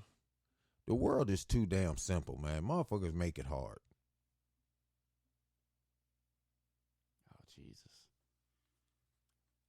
Hey, Mom, I'm looking at this story. They tell me this email spanning 10 years revealed that ugly racism, anti-gay, and Messiah. And I'm sure the anti-gay is he probably told somebody, called somebody shit. Gay, or said they was a fag. That's anti-gay or misogynistic. He probably said something about a woman. Yeah, you know what I'm saying. Hey, I'm telling you, this cancel culture is real. This world is overpopulated. Y'all know that, right? Yep, that's what I say too. He said faggot, and then they called what a clueless anti-football pussy. Yeah, that was some of the misogynistic. That's what I'm saying. Like, this world is overcrowded. Okay. Oh, he referred to Roger Goodell as a faggot and a clueless anti-football Roger pussy. Goodell. That's what Gruden said. Oh, that's why he out. About Goodell. That's why he out. The funny thing is, man, the commissioner. Being born in the early 70s, the culture in the gay community. Oh, right? He did say that NFL. He called him. The reason he called him that because he said they was pressuring Jeff Fisher to draft queers when he drafted Michael Sam, who should not have been drafted. You know, gays used to call each other fags. Wait. But Gruden is the one that gave Michael Sam's. He went to the. Didn't he go to? He went to the Rams with Jeff Fisher. No, he went to the Rams, but then he went to the Cowboys. He went to the Raiders tryouts though. For they had Gruden said he'll take a look at him in the beginning of the when that shit all started. He said he wasn't coaching back then. That was back in 2000. I think the Rams were still here. But it was the Raiders. Nah. Yeah, Rams are still here. You know what? No, what I'm fucking up is this is why he quitting. Because of that, and they have an openly gay player on the Raiders team now. Yeah, that's what he got. Gay player. That's what he got. He got an opening gay player now. Yeah, this happened back in 2014. Yeah, with Michael Sam. So he cutting it off before all the fucking shit start, because that's gonna make it hard in the locker room, homophobic shit, and then the dude's openly gay in his locker room. Man, he could have grown since then. Man. That was 7 years ago. The gay I would have community. kept my job You'd have had to fire me. I would have kept my job and then said, you know what I'm saying? I would have started like something with old boy, the gay dude. You know what I'm saying? Just a outreach, like, man, I've learned. We also criticized the hiring of women as referees, which we all have we talked about sometimes how that shit goes. Well, I don't have a problem with women referees. I don't have a problem with them. What I have a problem with is all referees that think they know everything. That's the only problem I have. Like, and then, so what I'll say about a woman referee is on my level. Ooh, he also exchanged photos of topless women. On his one being of one of the Washington football team's cheerleaders. Yeah. See, that's stupid. You don't do that on business. Why do people do that on their business email? Just create a Gmail. I don't even know if it's business. I don't even know if it's business email, bro. Somebody just No, they said it was the team's network. That's how he did it probably on the internet. Why would you do that? Why? Why? Like I don't even connect to my job's Wi-Fi, bro. He wasn't even in the NFL when some of this stuff was going on. It don't matter, bro. That's the problem. Like when you getting canceled, bro. What I was finna say.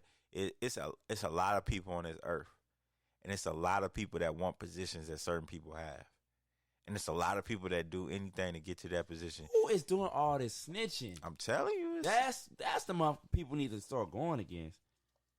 It's gonna happen. That's what happens. The person that snitches on him is gonna get snitched on by another person. It's like a fucking, what is it called? A trickle me down. This guy hate that guy. That guy hate this guy. That shit crazy, man.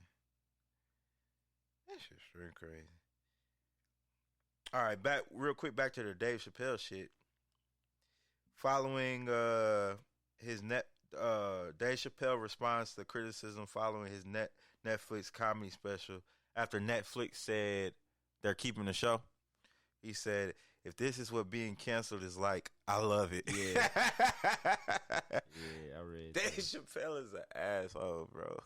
Bro, he done totally insulated himself. You know, he got this whole little tour that he do where he set it up all him, where he had comedians come out and perform. It's called Dave Chappelle something because I think Kevin Hart was at that month. Yeah. Then he bought his own comedy spot to perform and shit like that. Brother, you can't cancel Dave Chappelle. He owns shit. You can't cancel him. He's like, okay, you don't want me to go to some of y'all venues. I don't care. I think Dave learned from his mistakes. What mistake? Yeah. His biggest mistake of his career. What was it? They took his show because he signed it over. You know he didn't mean to do that. Yeah, that was. And then they tried to sell it back. They tried to pay him $50 million to take creative control. Yeah, and they still took it. He's like, "Nah, I'm good." And they still took it. Well, they had some unreleased footage they took. Yeah. They took it and wouldn't give it back. I think he got it now. They paid him. They paid him his money. Yeah. But they tried to get it taken off. What's the name? No. Dave Chappelle got it taken off Netflix because Comedy Central, the new owner, put it on there. All he did was ask him. He said, I told them this the situation. He said, and this makes me feel bad. Netflix said, you know what? If that's the case, we gonna pull it. Netflix pulled it. He said that's why he fuck with Netflix. Yeah, but this is my point. He still don't own it. No. We just talking about Netflix taking it off. He still don't own it. So it's people still streaming the show. You know what I mean? And Comedy Central still getting paid off. All you gotta do is just change the name a little bit and just do it through Netflix. Nah, bro. When you patent stuff, when you patent certain things, there's an artistic patent of you. Okay, like certain shows can do certain things. And if Dave was to do something with the same type of flow as the Dave Chappelle show, it was just improv. They can't patent improv, bro. They can patent the way he wants to go about. They'll have grounds to sue, bro. They'll have grounds to sue if Dave Chappelle did. It's too many shows like that. It's certain because then why wouldn't he been done it, bro? You may not want to. he would have been did that. He may not want to though. I mean, he making what $20 million a special, and that's for 1 hour. You know what I'm saying, of performance. He may not want. He may feel like there's no need because them shows. They say. It's I mean, ain't no need now. Ain't no need now, but I would think Comedy Central would have a ground to sue if he did some shit. They probably would try. They probably would try. To that extent, and try to work something out to where they get cut back in at least a little bit because they know it's gonna pop. So they gonna sue. Then they gonna say, okay, well, let's work out a deal. We'll give you the name, we'll give you the rights, but we want to keep a certain percentage so we can make our money on it. And Dave Chappelle will probably go ahead and make that deal because he'll probably take, okay, we'll go 90-10. And then go from there. That shit crazy. All right. Real quick, finna do some we gonna call this Kevin Samuels. Y'all ready to do Kevin Samuels? All right, well go ahead. Well, my phone's hooked up to the thing. I guess I'll find one. All right. We're going to find some Kevin Samuels. But first, I want to do some quick fire news. And y'all can say what y'all think about them. Oh, wait, hold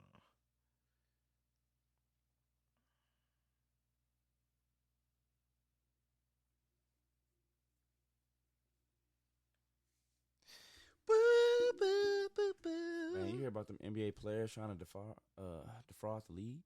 No, not trying to. They did, and they got locked up. And Big Baby, one of them. Tony Allen, they said was one of them. Yeah, that shit crazy, man. There's a lot of cats that was familiar that did that.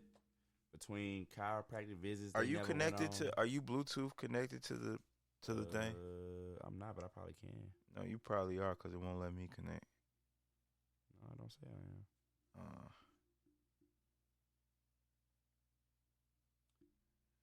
Does not see it.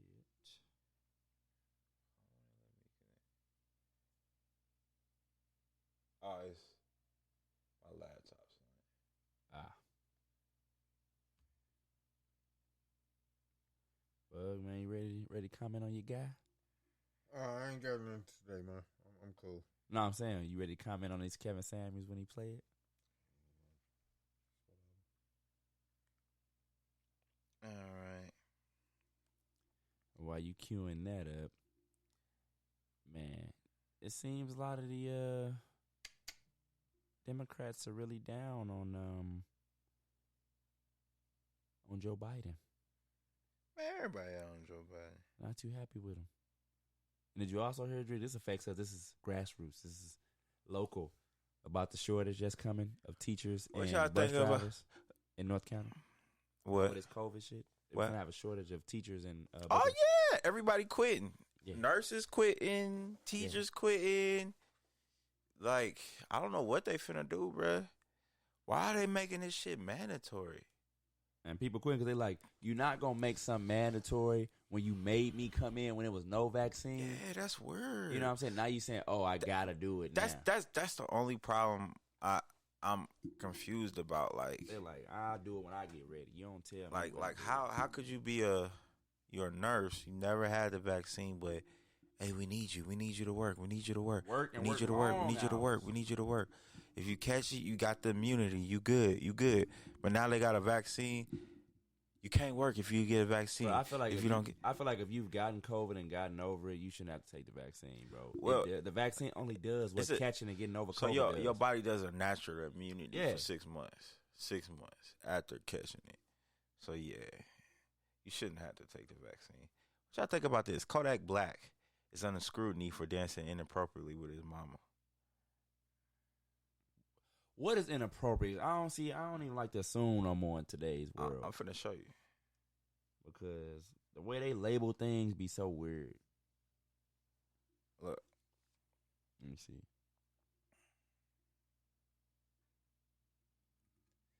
Wait, hold on. Look. Wait to start out. She knew it was fucked up. Look at this. I'm not giving that shit no energy because it sounds fucking stupid. Yeah. Yeah, it was weird. You see the beginning? Yeah, I saw it. Where he grabbed her ass? Yeah, it's all weird. Whoa. Bro, tripping. Ain't he from Florida? Yeah, he from Florida. Things be different, man. Things be so different. Chicago man dies. Man, 39 people dead in Chicago over the weekend. Sound specific or just period? Or Just that period, bro. Man, we going to Chicago next weekend.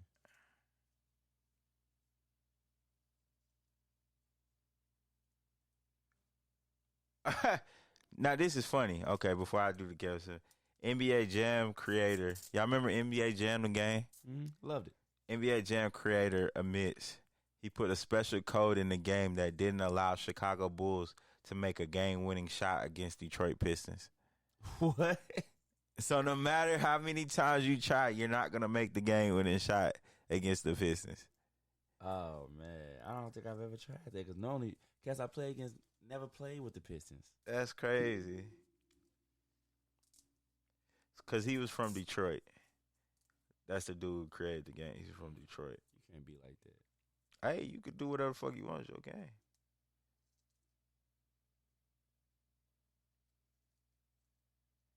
You do whatever you want.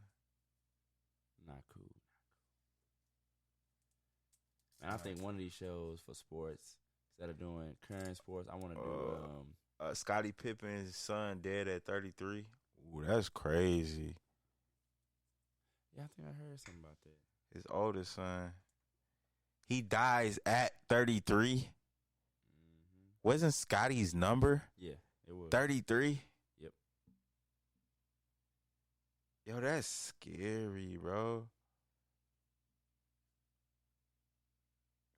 That's scary as hell. Like that, the way this world works in the irony way is good. Like he would never say, "Hey, one of my kids gonna die on my jersey number."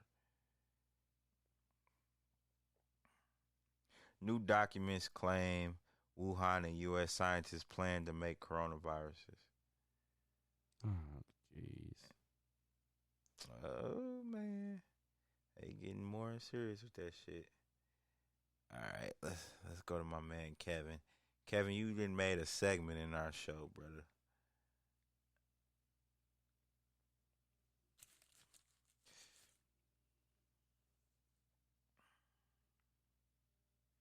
All right, this is 2 weeks ago. She says men are always the problem. Everything that's not like your grandma or your great. Oh shoot. I think we can be white people too. That was connected. That was not for audio. Oh, there we go. Material for someone that doesn't deserve it. Automatically wrong. Okay. Well, it's conditional femininity. I don't think so. Hold on. No. Condition. See, a woman who's feminine is feminine, regardless if the man around her is trying to marry her or he's just the guy who's delivering her groceries. Mm-hmm. I don't know where you ladies get off talking about, well, I can act right for the right man. You need to act right for the men who built the world that you live in. Because we're all the right men. Hey! Well, You just need to act better for the one that's taking care of you. or just not act for them at all. What? You get Wow. She know that was stupid. Stupid. That's why she Wow. laughed right afterwards. That's what I'm saying, bro. You know that was stupid. That's why she laughed. That's people's first thing when they say some stupid stuff and they don't want to make a follow-up comment. They just giggle. Bruh, come on. That was retarded as hell. what I'm saying. Mm-mm. So I think what I'm trying to say is that, you can't give your best to someone that doesn't deserve it. So you expect me to give my all and give my best to I someone?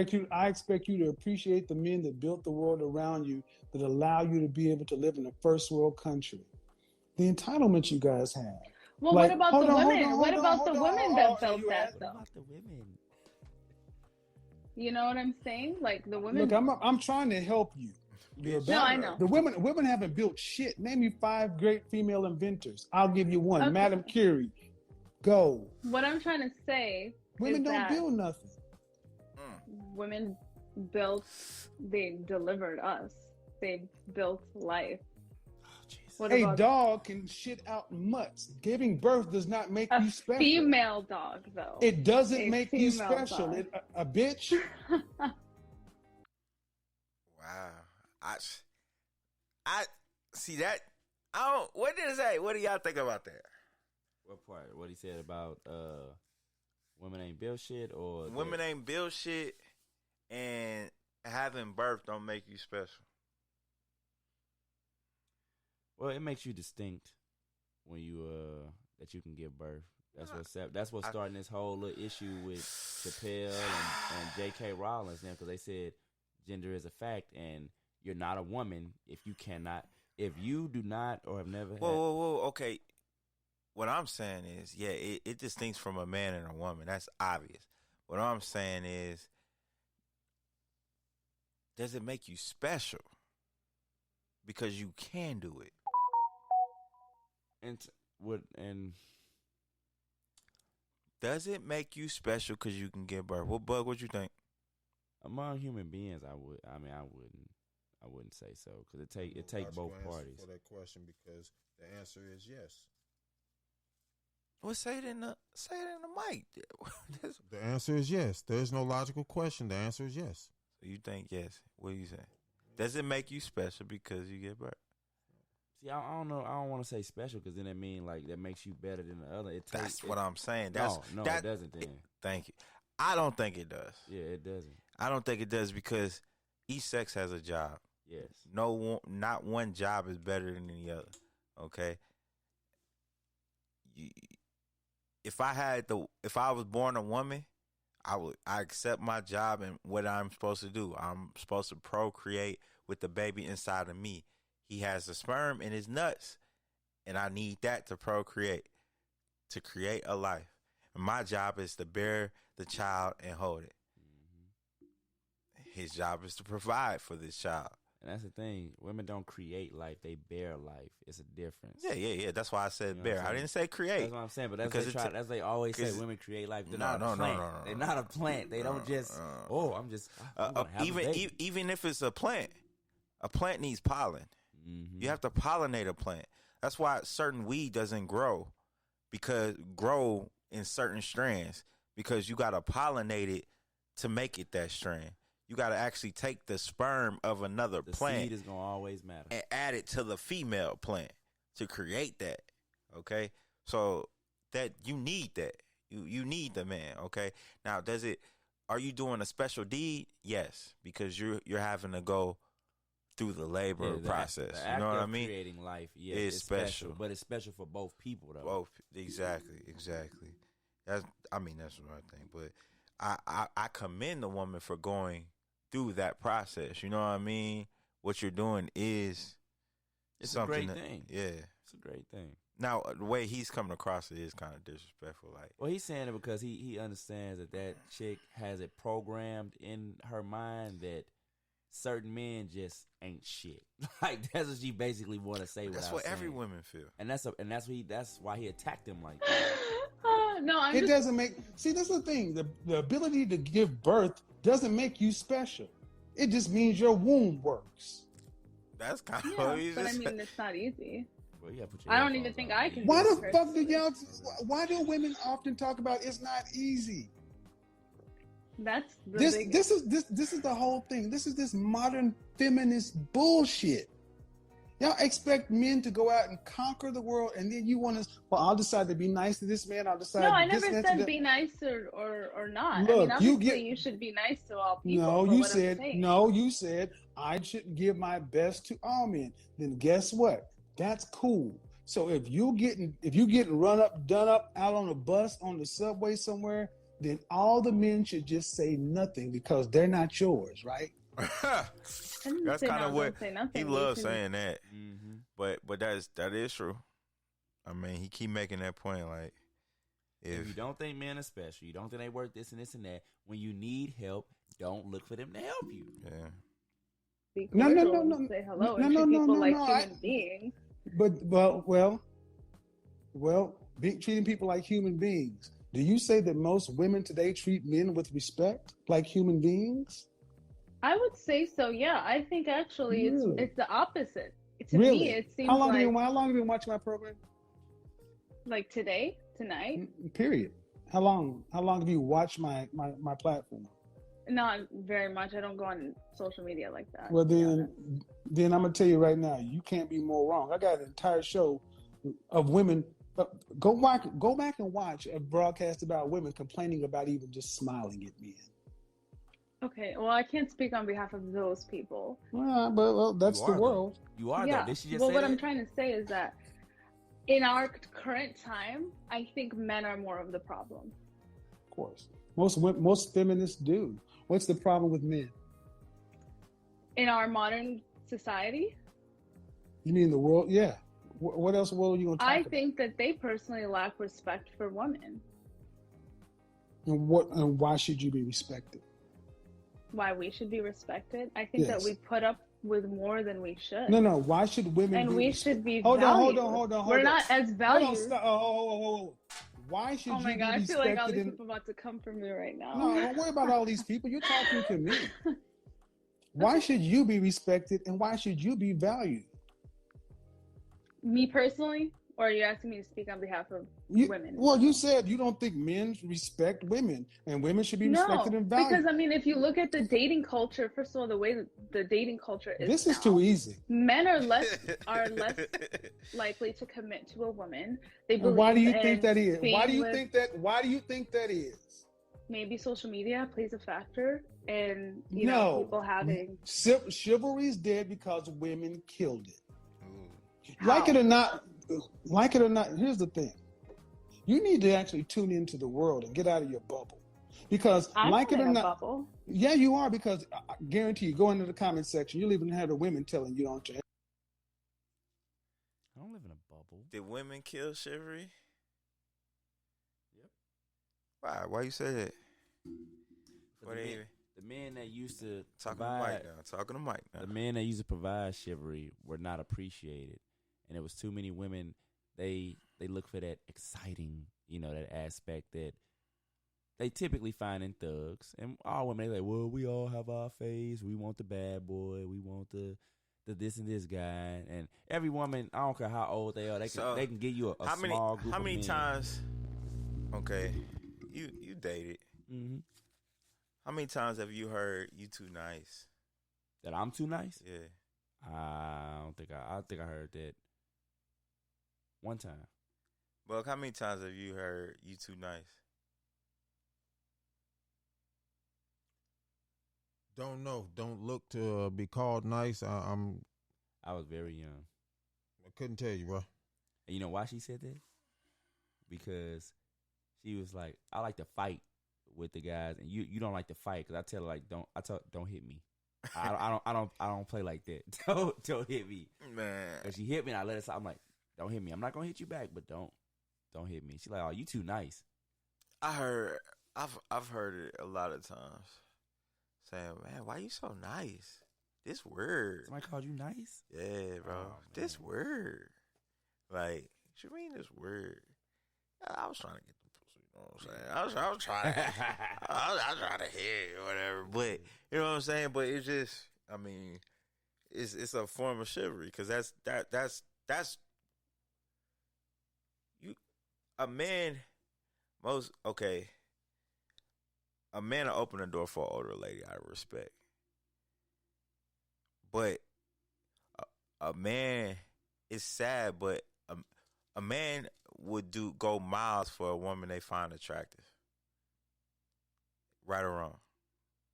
In a lot of cases. Not myself, bro. Like, I hold the door. In a lot of cases. But That's what I'm saying. yeah. But, okay, let's say this.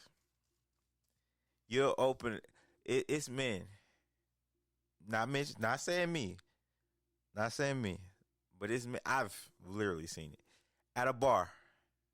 All right. Buy one girl a drink, but the ugly friend Nah, I'm only talking to you. Like, I ain't trying to buy her a drink too. Like, chivalry is given now to more attractive women. It's done differently. So it's like, I don't know, man. I don't know how to explain it. But I've heard girls say that a guy was too nice, which turned most guys into savages. Meaning, that's my point.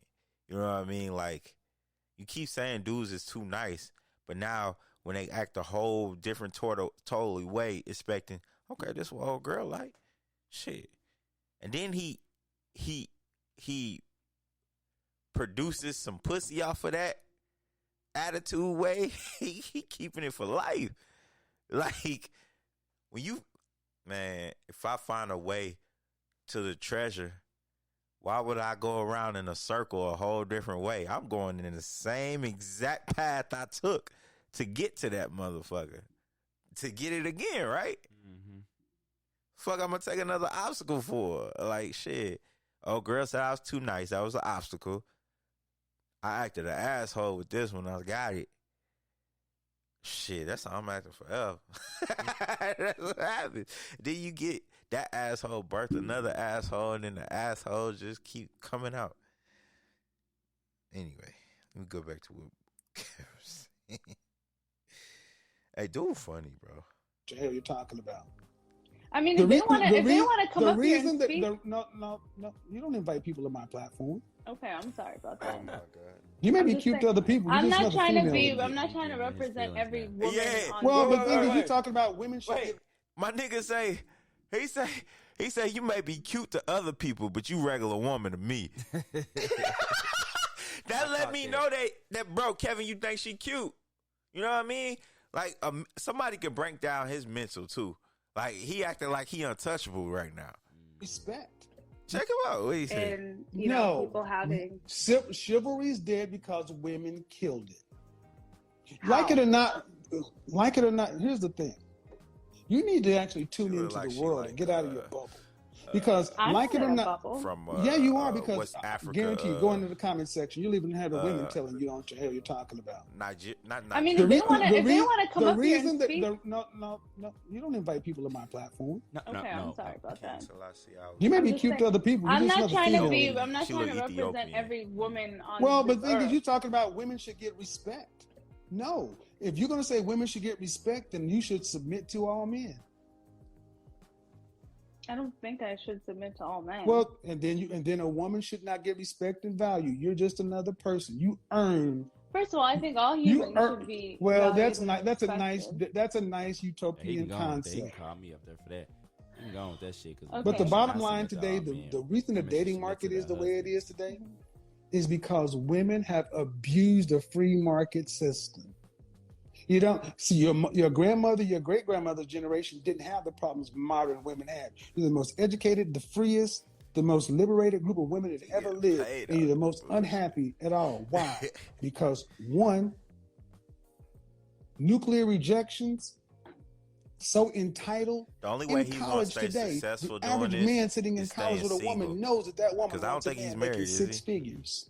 He used to be. They can't That's even what I'm date saying. because today young women don't want men who are making average money.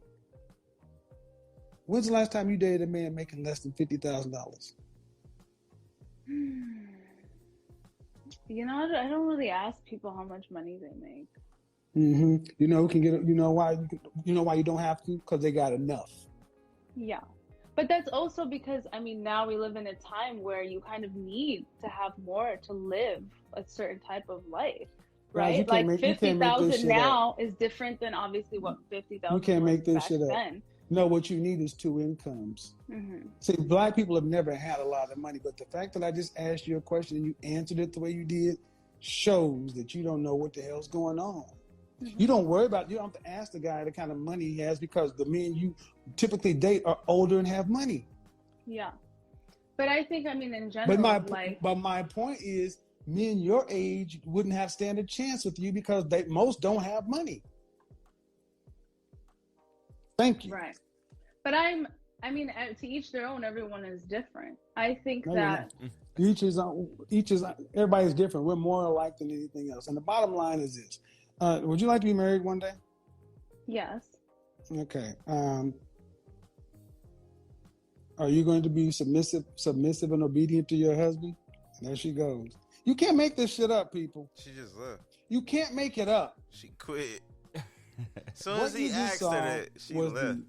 the outgrowth of this Soon as modern he asked that, she womanist, left. Why? feminist When she leave? ideal. I know he As asked soon if she as wanted he to be a- married, and she You said want yes. Yeah, and cut. everything. Oh, she You left don't after know that? what Right the after world that, bro. costs. You sure And he that ain't is cut why her? most No. women cannot respect men. He was They still do talking not to her. understand And he said, what there she it go. costs to build the world that they inhabit, like butter won't melt in their mouth.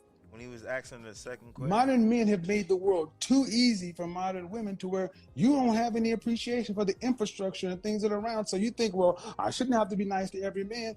Then fine. Gentlemen, act accordingly. Treat them equal if they want to be treated equal. Let them see how they like it. But see, Anyone in Illinois. and also, like I said, because being nice to men is one thing, but when he was talking about some, every woman should submit to every man. See, that's where he lost me at. Because you should submit to your man. Yo, yeah. Now, being nice is different than submitting. I don't know about You know being what I'm nice. saying? You shouldn't. I don't want my woman to be nice to every I mean, man. I made normal pleasantries. Hello. Yeah. Somebody open the door. Not Thank you. disrespectful. Yeah, exactly. Thank you. You know what I'm saying? Or somebody say, Being smile. nice is you saying different. My wife ain't got to smile at you if she don't like your approach.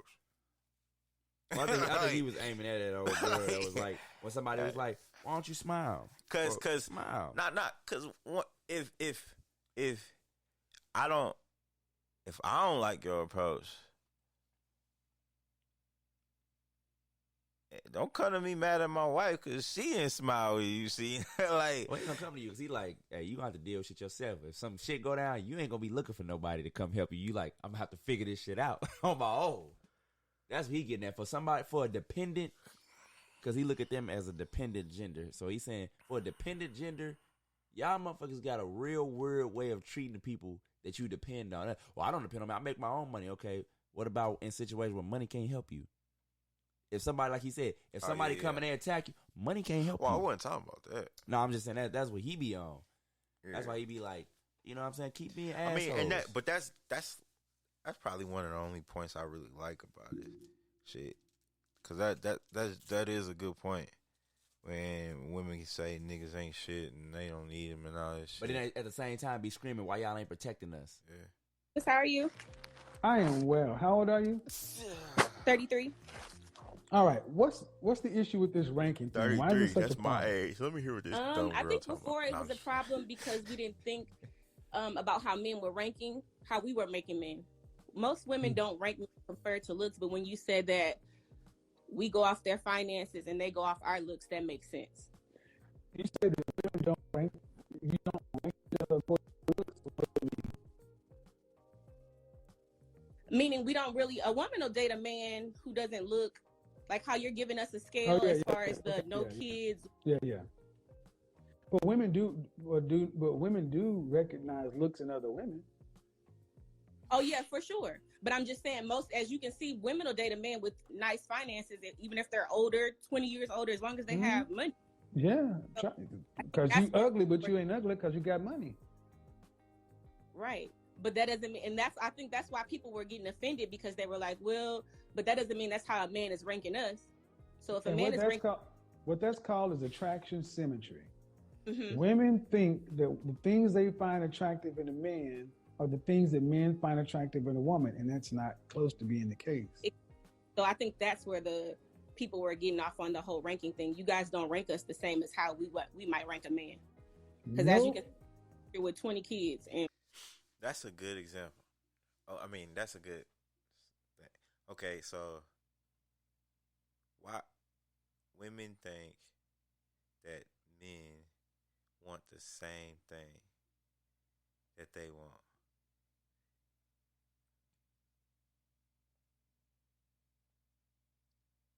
What would you say about that? I would say that statement is true. Women, a lot of women do think that. It's not true, but I do think a lot of women believe that men want the same things as they want, and I don't believe it to be true. So, yeah, I don't think it would be because a woman would want like a man to cuddle them all the time, and you know what I'm saying, be hugging them, and you know what I'm saying, all that. And there's some men that wouldn't want that in a woman, right? Mm-hmm. So that's what that means. So what if? Well, so I'm getting how the attraction happens then. Because, like what she was just saying, men be attracted because they're looking at the outer appearance. Women be attracted because of a lot of times what you could do for them. Now, you got some that still look at the outer appearance, but it's a lot of men where the outer appearance, like, they will take you lacking in that area if you checking boxes in some other areas. Yeah, where you loving, caring, stuff like that. I don't even know if that even matters. Is if you got no, some that money. do matter. That do matter. What I'm talking about on the man's side, because yeah. If a man, like, I make money, I don't need you to make me. You know what I'm saying? I need you to check these ones that I'm lacking in, like organization and all that other shit. Like, check these for me. And then a woman would be like, I don't know. It's sometimes I feel like a woman try to take all of them just for a good looking man. Sometimes though, it is some women out there that do women that. that got some incredibly crazy standards. Yeah. They don't care. No, I mean, they're very popular rappers who have children everywhere. Right. But I will also say that this notion that beauty is universal and it's subjective and there's no standard. Do you think there's a standard for beauty? What y'all think about that too? That there's a standard. Nah. Should there be a law about how many kids you have with different women?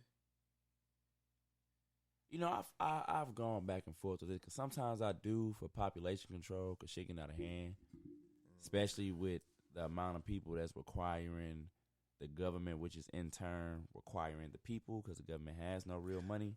Well, I'm saying, like, okay, so sometimes I'll be like, I wish they would put a cap on it. You put a cap on them, but the people that don't need government money can have as many kids as they want? Yeah, I always feel like, but I feel like that should be a personal thing. I feel like that you should only have the amount of kids that you can afford with no help. So you saying, like, having a kid is like buying a house. You got to have the credit to do it. Not even a credit. You just got to be able to afford. If you need to go to somebody else to help you take care of something that you did, then you don't need that thing. Like, if you can't have a kid and you don't make what you need to make to take care of that kid, why are you having that kid? Now you got a problem with vaccination, saying that's worse than mandatory vaccination, bruh. You controlling somebody's sexual intake. That's why I said I would rather it just be the people will have an understanding. Like, we're only going to have the amount of kids that we can take care of. And they would get to that if they would stop all these damn government programs spending trillions of dollars helping motherfuckers with their responsibilities that they should already have that shit together on. Like, it's not the people of America's job to help you take care of your fucking kid. Okay. If you can't take care of it, don't have it. Okay, we understand that. But what I'm saying is, what would be your solution? Get rid of them. Get rid of the programs for help. So get rid of all the programs, and then you got a whole bunch of, because people ain't gonna stop fucking. Nope. And people ain't gonna stop producing kids. So what are you gonna do with all these homeless kids running around? Natural selection. You shooting and killing kids? No, natural selection is letting them die in the streets. Yeah. Then you got a decomposing situation. Dump them, burn them. And then you got people killing people, mixing people up in the piles. They ain't gotta kill them, bro. It'll natural selection. Natural selection will take care of it, bro. You sound like you creating a war zone. Cynthia said yes. I'm not about sexual intake. take care of your seeds. Thank you. Oh yeah. I mean, yeah. We definitely talk. Oh, that's what I'm saying. Like, and then eventually, like I said, after some of that, people are going to realize that have sense. Like, I don't. No, they not. I don't have No, they these not. things to fall back on. No, they not. No, they not. No, you gonna have some dumbasses. No, they not. You gonna have more dumbasses. The people that walk that line of, well, I can hack it because I know I'm gonna qualify for this. I'm gonna qualify for that. Bruh. When you stop all that. Do you know 8 out of 10 teenagers try drugs before the age of 17? Now picture that in sex terms. All right? Yeah, I'm not saying people gonna stop having sex at all. That's not what I'm saying. I mean, just freely trying to have kids. I think nobody freely tries to have kids, bro. I'm not even gonna get into some of the examples, but I'm talking about nobody. Most people I know that can't afford kids didn't want kids. They just irresponsible about their sex because they did it drunk, high, kind of broke, something like that. Okay? So that's the population of broke people that didn't want it. Most people that want to have kids, hey, we gonna afford them. They got, oh, well, no, let me cancel what I just said because that Octomom, she's on fucking welfare, bro. And she wanted the 8 simulation. So that, in that terminology, I can understand that because that's kind of messed up. They let her get simulated, what is it, artificially assimilated? Yeah, inseminated, yeah. With kids, but then go get welfare. Yeah, that's what I'm saying, man. Like that's supposed to that program was meant to actually help people that needed help, not and people that's out here being irresponsible. But this is the fucked up part. This is the part that I don't really understand. But did she go through a battle for it? I don't know, but she ended up getting it. She was on it the whole time, and it was on TV, and it was clear that there was no father from the jump, and she just got on welfare because she got this, you know what I'm saying? So, but it's women that apply for it that need it, right? They get denied all the time. But she was on TV clearly in a situation where she set up herself. Yeah, she chose that. Yeah, like, and that, if bro, this that is the life a you lot, choose. Bro. I've seen high schoolers that be like, what you gonna do after you graduate? Mama's like, probably give me some Section 8, some food stamps, probably try to give me a little job. Well, they got it already. That was a goal from the beginning? That was a goal, bro. Claiming they homeless so they can get food stamps. Like, got it all totally figured out. The funniest one I heard was the crazy chick. You go in there and, you know what I'm saying, go to the doctor and act like you can't hear him for a couple minutes and then say, and then do all the other shit. You know what I'm saying? And then they write something wrong and then you can get approved for the little every month check or whatever. That shit crazy, bro. Oh, you need some type of medication. But man, look, some of them programs though are needed. I understand what you're saying is people taking advantage of stuff, but that's gonna happen. And like I said, all of them you ain't got to get rid of, but you need to tighten up the restrictions and what it takes to qualify for. It's too free. First of all, if you healthy and under a certain age, I don't give a fuck what you got going on. You gonna have to figure that shit out. Like that should be for motherfuckers that literally cannot do better for themselves. If you're physically able to work, but you don't want a job and you just going, I'm applying for this, I'm applying for that, I'm applying for that. No, that shit should be cut out from the jump. Like, no, get your ass out there and work. See, but the problem is humanity is selecting so many things as injuries, as complications, as just a lot of things that can't be diagnosed by our technology. Gotta tighten it up. It's hard, bro. Gotta tighten it up, bro. You can't save everybody and everything. Like the problem is we got a super saver whole mentality. Well, we want to save everything and everybody, not even just her. In other nations, we spend trillions of dollars trying to save people that don't even live here with our money. That was my whole issue. I have no problems with American policies of helping American people. It's when so many programs was to help homeless elsewhere, where, okay, we can't even solve our problem here. Just to think if we allocated all that money that we had here, and then took that money and used it to help us, then when we were straight, then we help other people. You know what I mean? Like, what the? Like, and then some of them countries we help, they ain't even good to this day. They burnt our money, fucked it over, boom, boom, or whatever it was. It was an excuse so we can get oil or whatever. However it was. Man, a lot of that shit didn't happen. It's ridiculous, man. Like, I feel like whether you in a country or out of country, if you're not putting into the pot, you shouldn't be taking out the pot. There's motherfuckers that ain't never had no job that's been drawing on these programs. How? You've never put nothing into them. Like I said, people I know coming out of high school. Fake checks, bro. Yeah. Fake checks. Man. Fake checks. That's been done for years, man. And a lot of people want to say that's a black thing. It's not. It's not. It's not. Black people just get black caught. People know that they got showed. Somebody showed them from the other side. Yeah, they just get caught. They just get caught because they fuck up. That's why they finna get in everybody's bank account. They like, we don't care about no fake check. You can send in all the fake fraud paperwork you want. We want to see the bank receipts. Yeah. When did this money hit your account? Yeah. that's what people gonna be like. Hold on, this finna mess up everything. Yeah, that's all bad, bro. I'm gonna just withdraw everything when that happens. But it's gonna hit though. They gonna see, okay, he got paid from this, and then he withdrew everything. They gonna see that. Yeah, that's what I'm saying. They gonna see that. That's what they want. No, I'm gonna withdraw all of it that I got now, and stash that, and they just gonna see what I get. Boom, boom, boom, boom. Yeah. As soon as they put it to effect, so what about when it started? How much did you have?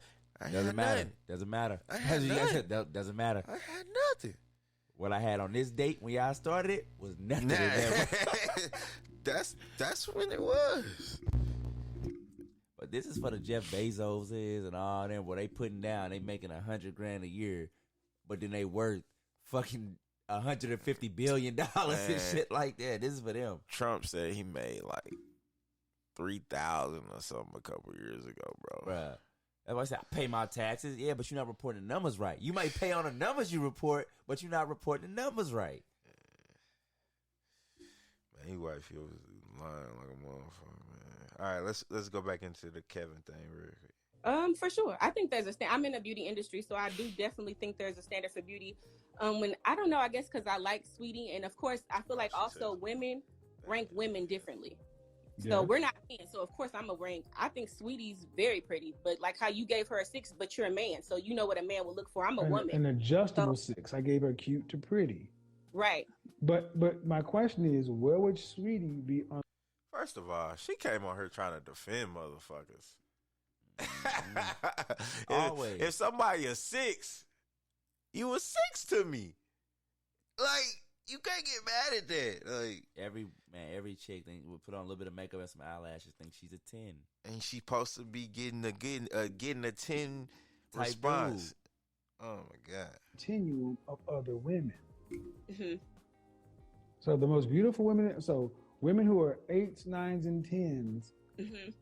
Okay, where would she be? It doesn't. See, it almost says the way people responded was almost like I called Sweetie ugly, and I'm like, no, she's just not going to be considered at the top end of the continuum. Right, and that was just solely on looks though, because she don't have kids and she's in body too. So, well, and it was just on looks, and men don't. But I don't get into whether or not plastic surgery or anything. It's none of that. Yeah. But my thing is, at some point, women have to realize that Okay, just like there was an Instagram model the other day who got beat up and assaulted because she's attractive. When I was in high school, there was a group of women called the Hoe Busters. The Hoe Busters was a bunch of women that looked like MC Rage. You ever see Friday? You know, Baby D, Afro Puffs, Big Old That's a Girl. lady of rage, bro. There was a group of women that used to run around Oklahoma City called the Hoe Busters. And what they would do is they would go around the high school to high school and fuck up, beat up the prettiest girl at the school, cut her hair, bust her lip. They call themselves the Hoe Busters. They were known for that. They were notorious, a roving band of women that would just go look at the prettiest girl and beat her up. They terrified women across, and that still exists. Right. Why? But you look at the Hoe Busters, and it was all they look like a mess. A bunch of Mack truck looking, Timberland wearing. Mac, why do Just because they look like a bunch of women who drive Mack trucks. They were. When I say Hoe Busters, does that make you think of a prim, proper, pretty woman, or do you think of a big ass, almost a butch lesbian dude? And why were they doing it? Jealousy. Right. What if I told you could get car insurance for as low as 20? And some teeth or shit. And that nose, bro, was kind of sitting off weird. Oh, she got some. They just up there. She got them dragons. Come on here, bonnets. I agree. If you're in the beauty industry, you know that there are people who sit in your chair. Do you do makeup or hair? We're going to fast forward. I'm talking to you. I'm asking you. I said, do you have the self-awareness to know that if I snapped your money and your business away, would that change how you would interact with a man? Because it would mean that you couldn't be as bossy. You need somebody to work with and depend on because you don't make enough money to take care of you and your kid and not need. Yeah, so what you think? Money gives women a whole nother ego. Do you think? Oh yeah. Oh yeah. Like I don't need no man. That's where they start saying that. Oh, I don't need you anyway. I don't need you anyway. Oh yeah, you definitely get your man. I got a Jimmy at the crib. I'd rather have sex with my dildo. Because he's over here. Yep. So that's fine. But a woman, so you come from women who aren't married, that's fine. This is why I say, no offense, ma'am. This is why I say high value men, the women they tend to avoid: doctors, lawyers, hairstylists, makeup artists, actors, massage therapists, anything in the creatives, and what was the other one? And psychiatrists. Anybody who counsels, because and I got this from men, and this is one of the problems because hairstylists. What kind of man he talking to? I wouldn't mind dating. So also, I wouldn't be considered a high value man then, because he said high value men don't want these type of women. Well, I think he's saying because a lot of them dudes that make money, they want women that make not the equivalent of what them, but in that same sphere. So if No, they make. he just said lawyers, doctors. They don't want them. He said they don't want lawyers Yeah, and doctors. that's what he said. I thought he said the lawyers and doctors don't want the hairstylists. And He said that hairstylist was in the group of lawyer, doctors, women. okay. They was all in the same. Well, group. Sometimes them doctors, man, they got. He said women in the creative field. Let's hear it finish. By nature of the cost of what you do, you earn more money than barbers. It's not as though women who are stylists are more competent than barbers. It's just that a barber can't charge $300-$400 to cut somebody's hair. So it's not uncommon for a woman to be 25 years old who's a hairstylist making high 5 figures or 6 figures, and they start associating who they are with that money. That's fine. Right. You make enough money to where if you don't ever want to cooperate with a man, you should be able to live life to the end Without one. because but the thing is, you're 30 what? 33. 30. 33, what you gonna do when you're 50 years old and men ain't trying to holler at you? Right. Because it will stop. I get And it. your kids are out of the house, and you have no, history of cooperating with the man or getting on the same page. So, and we all got here because you've been married, and you divorced your husband because y'all didn't get along, but you divorced him. He didn't divorce you. And how many kids did he have? 2. And you had 2. Yeah. And I was All his third marriage too, though. It doesn't matter. You picked him. What's that supposed to mean? And he's your third marriage and your baby daddy in jail. I mean, what are we doing here? I mean, see how we do that? Right. So I got to be less masculine and be quiet to get a man. Well, I would say what I'm getting from a lot of times women are masculine is because y'all driven by fear and scarcity. And the thing is, the kind of man that you would respect, the kind of man who could kind of control, would he want to deal with you? Right. What do you think? The kind of man that I expect. The kind of man that carried himself in a way that you would respect. Mm-hmm. Case in point, do you want to have any more children? I don't personally want to have any more children, but if I was with somebody that I felt like was gonna be in a I would have one for that person, I guess. All right. And how much do you want your husband to make annually? How much do I want him to make? Mm-hmm. I mean, at least 80,000. At least. In what state? I'm in Arizona right now. So you want him to be in the top 15% of all men. Okay? Mm-hmm. And you want him to be childless. Attention. This is an urgent warning. The Treasury... This is an urgent warning to these women. She's about to say something fucked up. All right? So you want a childless man who's in the top 15% of all earners to marry a woman with 2 children from a man who's incarcerated, and as an upside, he might get a kid in the deal. I mean, it's not a might if he want one. Okay, but he also has 2 with you. See, my point is, you have little leverage in the open dating market from a sexual marketplace standpoint, but you're still wanting up here. And my point is, what does a man who's in the top 15% of earners want from a woman? Mm-hmm. Cooperation. Okay. And that is one thing you can honestly say you need work on. Right. So if he's not going to get cooperation, nothing else matters. Nothing else matters. But I feel a lot of people don't understand how much cooperation leads people, men, into that 15%. You know what I mean? Mm-hmm. Not just only when you there, but help getting there. Wow, cooperation. Hey, that's true. Cooperation would be better with, I don't want to say that it's going to be better because he's high value, because I feel like my cooperation I was trying with my husband. I just felt like he wasn't leading. I don't know. So I think that's what made me a little bit more masculine, is because he was letting me. Your cooperation would be better if he earned more money? I don't know that. I'm assuming that probably has nothing to do with it. But I'm just saying, even when I was trying to cooperate with my husband. I asked that question for a reason.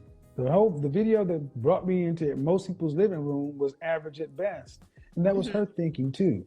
Every time I try to date down or do such and so forth for a man, it never worked. So I need a high value man, a man who makes more. And that's not how it works. It's not how it works. Go back and watch the average at best video, and you'll probably find a lot of things you're saying line up with that video. That's why I said it's not about her. This is about a mindset. And what it comes right down to is the kind and caliber of men that you ladies want. You don't know. You're not around them, and you typically don't know what they want. You just know that you would like a man like that. Right. And like men, and the thing is, these men want something. They want a woman that's cooperative. They want a woman that's cooperative and cooperative. Okay, so So I know you don't like would you the, allow a man? Would you allow a man, your husband, 100% access to all your finances? my husband? Hmm? Absolutely. Okay, go ahead. What was your question? I know you don't like getting into the whole European thing, but do you think that that's why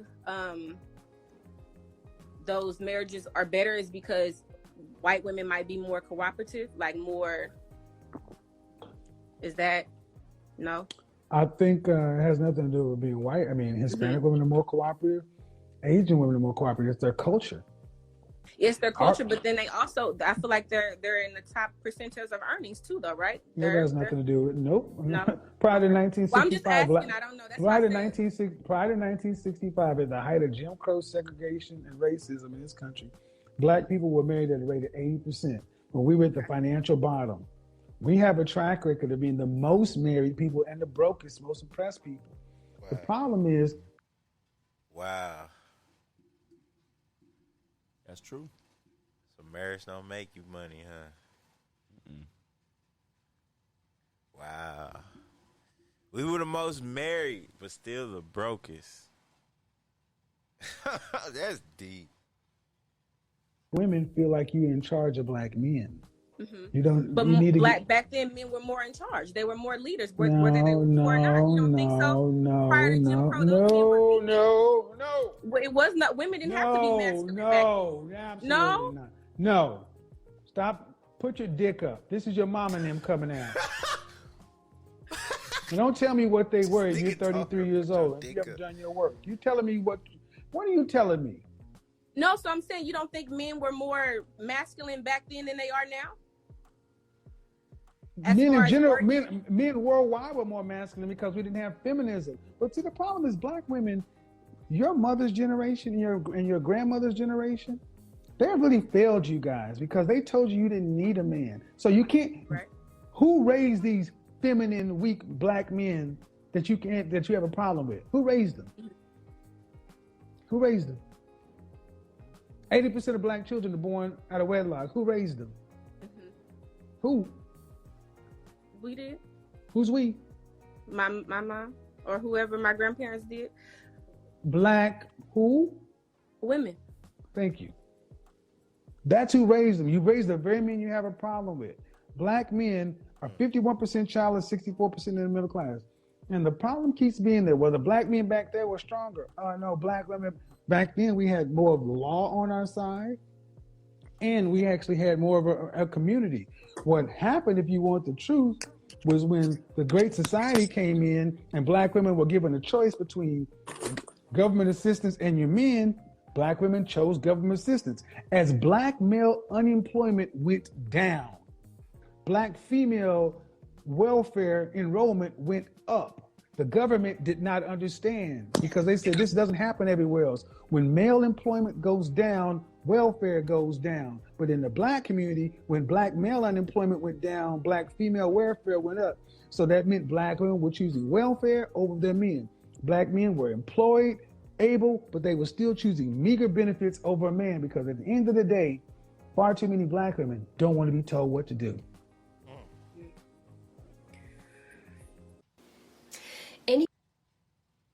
Wow.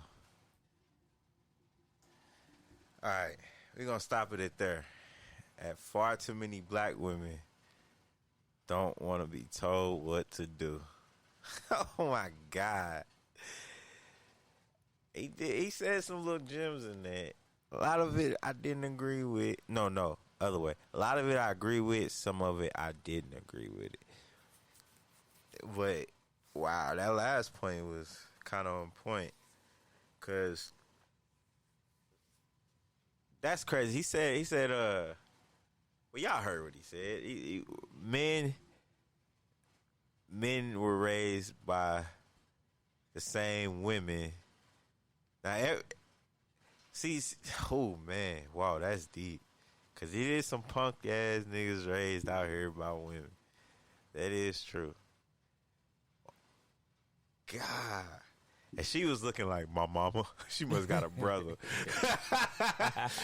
Why she say that? If I was her brother, I'd be like, man, you got me fucked up. You got me going viral on this shit saying I'm a punk ass cause mama raised me. Like, damn. That's fucked up. But she he had her looking stupid though, cause he said who the men you complain about? And who raised them? Same shit I've been saying for a year on this show.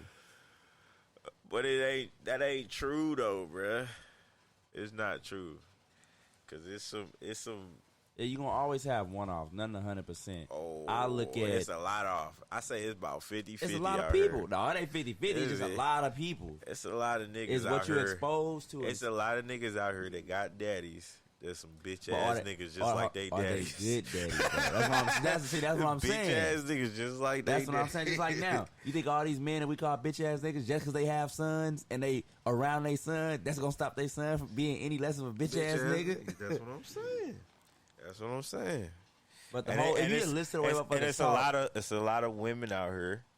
We run into them. There's some strong ass women like, and got some sons and some straight killers. Like not killers like that, but like some straight like some good young men to where, damn, bro, your mama doing a good job with you, man. Yeah, but they got some type of positive male in their life, whether it's a coach, an uncle, a That's what I'm granddaddy. saying. It's always somebody positive, something in their life. You gotta have both of them sides, man. I strongly believe in that. You gotta have both of them sides. But yeah, it's a whole generation of punk ass niggas that's about to raise another generation of punk ass niggas. But again, listen to how these niggas talk. Everything is about my feelings. I'm hurt. I'm this. I'm that. At some point, you just gotta rise up and say, "Listen, you gotta learn to deal with shit." The 70s was about love and peace, so they wanted it to be about that. No, they tried to portray it as that. Man, the 70s they was out in the streets fighting, bro.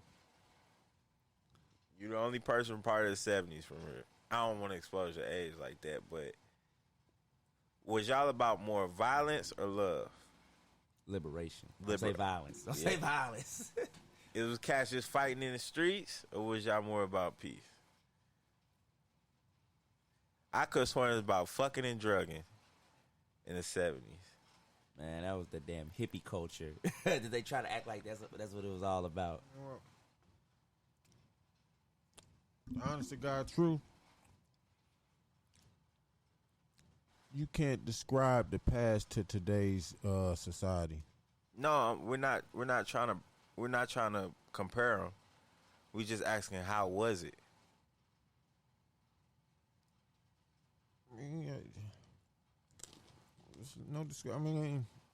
It's like today, man. Today they doing more shooting. Back then it was fighting with your hands. I mean, I don't understand your question. What? I wasn't there. You was. How was it? So you said it was like today? Yeah, ain't nothing about changed. the same thing. Just shit recycled. So I don't know. I just thought they was exploring more back then. Like it was more fucking because it's kind of stopped when they found out about AIDS. It was a lot more. It was a lot more random fucking. I'm sure. Like. Yeah, about but it's love. kind of getting back to that since they done kind of since people feel like that AIDS is not really a thing no more. You see a lot of one night stands, a lot of motherfuckers just meeting, letting somebody hit that night, shit like that. It's kind of getting back to that shit. That's what I'm saying, man. It feel good for the night. Love. I only got one life to live. You letting us know it was about love, man. The 70s is about love. But like you said, it was a lot of violence then. It's just different. Today they using guns. Back then they was using hands. Hands and maybe a knife. You can get your ass beat and still go home to your wife and fuck now her. you getting shot. Still go fuck her. Now you getting shot. Every argument, motherfuckers want to end it with a gunshot. I ain't even finna fight with you, bro. I'm finna go get this. But, bro, when you started running your mouth, you didn't have that. You had your mouth. You had your two hands. It's all right. All right. Well, we're going to wrap it up with the last words. What you got? Man, I feel bad for all the NBA players that's gonna retire. Why you feel bad for? Because them dudes, they frauded, bro. You know, they finna put all type of regulations, all type of extra shit, make people jump through all type of red tape to get their claims. Oh, you talking about the ones fulfilled. that's coming through? Yeah. To get their claims, it's gonna be people that really need that stuff because of these idiots. Now they finna have to jump through all red. When people do shit like that, it never really affects them. Well, it always affects that next group. All right, my last words is gonna be on that too, because you're innocent until proven guilty. They was proven guilty. No, they have not been you proven. talking about in a court of law? Yeah. They got all the evidence in the world, but you just want the jury to say you before you start getting on that, you still innocent until you're proven guilty. Okay, so after all this shit that comes out, it's still the prosecution has to prove that these guys weren't really injured at that time. It's gonna be hard to do. It wasn't injured. They was falsifying treatments and stuff. They were saying they were getting How can you treatments that they get? How weren't can you getting. get 12 root canals on one tooth in one day? Yeah, that type of stuff too. But I'm just saying. I'm just saying. They won't even shoot you up with enough pain meds. Look, the bottom line, they Wait, hold fucked up, up and they finna go to jail. I got a couple of teeth on the top and the bottom. You can't spend this one. You can't spend this one. You innocent. You got you innocent. You got them with bills. Until proven you got them bills saying they were getting chiropractic treatments when his records showing they were in other states at the time. Like, how you gonna prove that, bro? You say you're getting treatment in one state and you're not there. It's on record. You're not there at that time. How you gonna prove that? You innocent. To prove I swear you will side with the NBA players no matter what it is. Innocent. No matter what it is. I side with them. I don't side with the man. They ain't the man, bro. Insurance company is the man. They ain't taking from me. They ain't taking from other retired players. That's who pay that money. That medical insurance and stuff. No, they ain't taking from other retired players. They taking from the NBA, the corporation. Active players. The corporation. The corporation. Hey, like Shannon Sharp said. Bro, he just wait. First of all, the active players, if you was to ask all the active players, would they give up $1,000 in their check to accumulate to pay players that should have got the retirement fund, but the NBA denied? I guarantee you 100% of the people will agree to give their money to players. That's how close. Yeah, that was back in the day. No, I'm saying that's what they would do, literally, for the guys who got injured after 2 years, who didn't get the what's the name. They would do that for them, man. I'm telling you, they would. They would. So I don't think it's the players that's mad about the situation. It's the insurance companies, man. It's these white folks that's mad. And the future players gonna have to jump through all the bullshit because of they fraud and asses. And none of these players were no players that got hurt after 2 years. I was looking at them names. All these, I could name the teams. Well, Big Baby really did have back problems. They had all years. Glenn Davis did have back problems. Yeah. Even though he went to the club after the games. Yeah, the problem was he should have stopped eating with his little fat ass. All right, man. We finna sign out. It's yours truly, Drake Lockhead. Reggie. Big bro.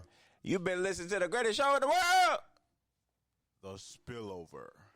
All right, we out of here. What? Ooh, you make a mess. Tapping.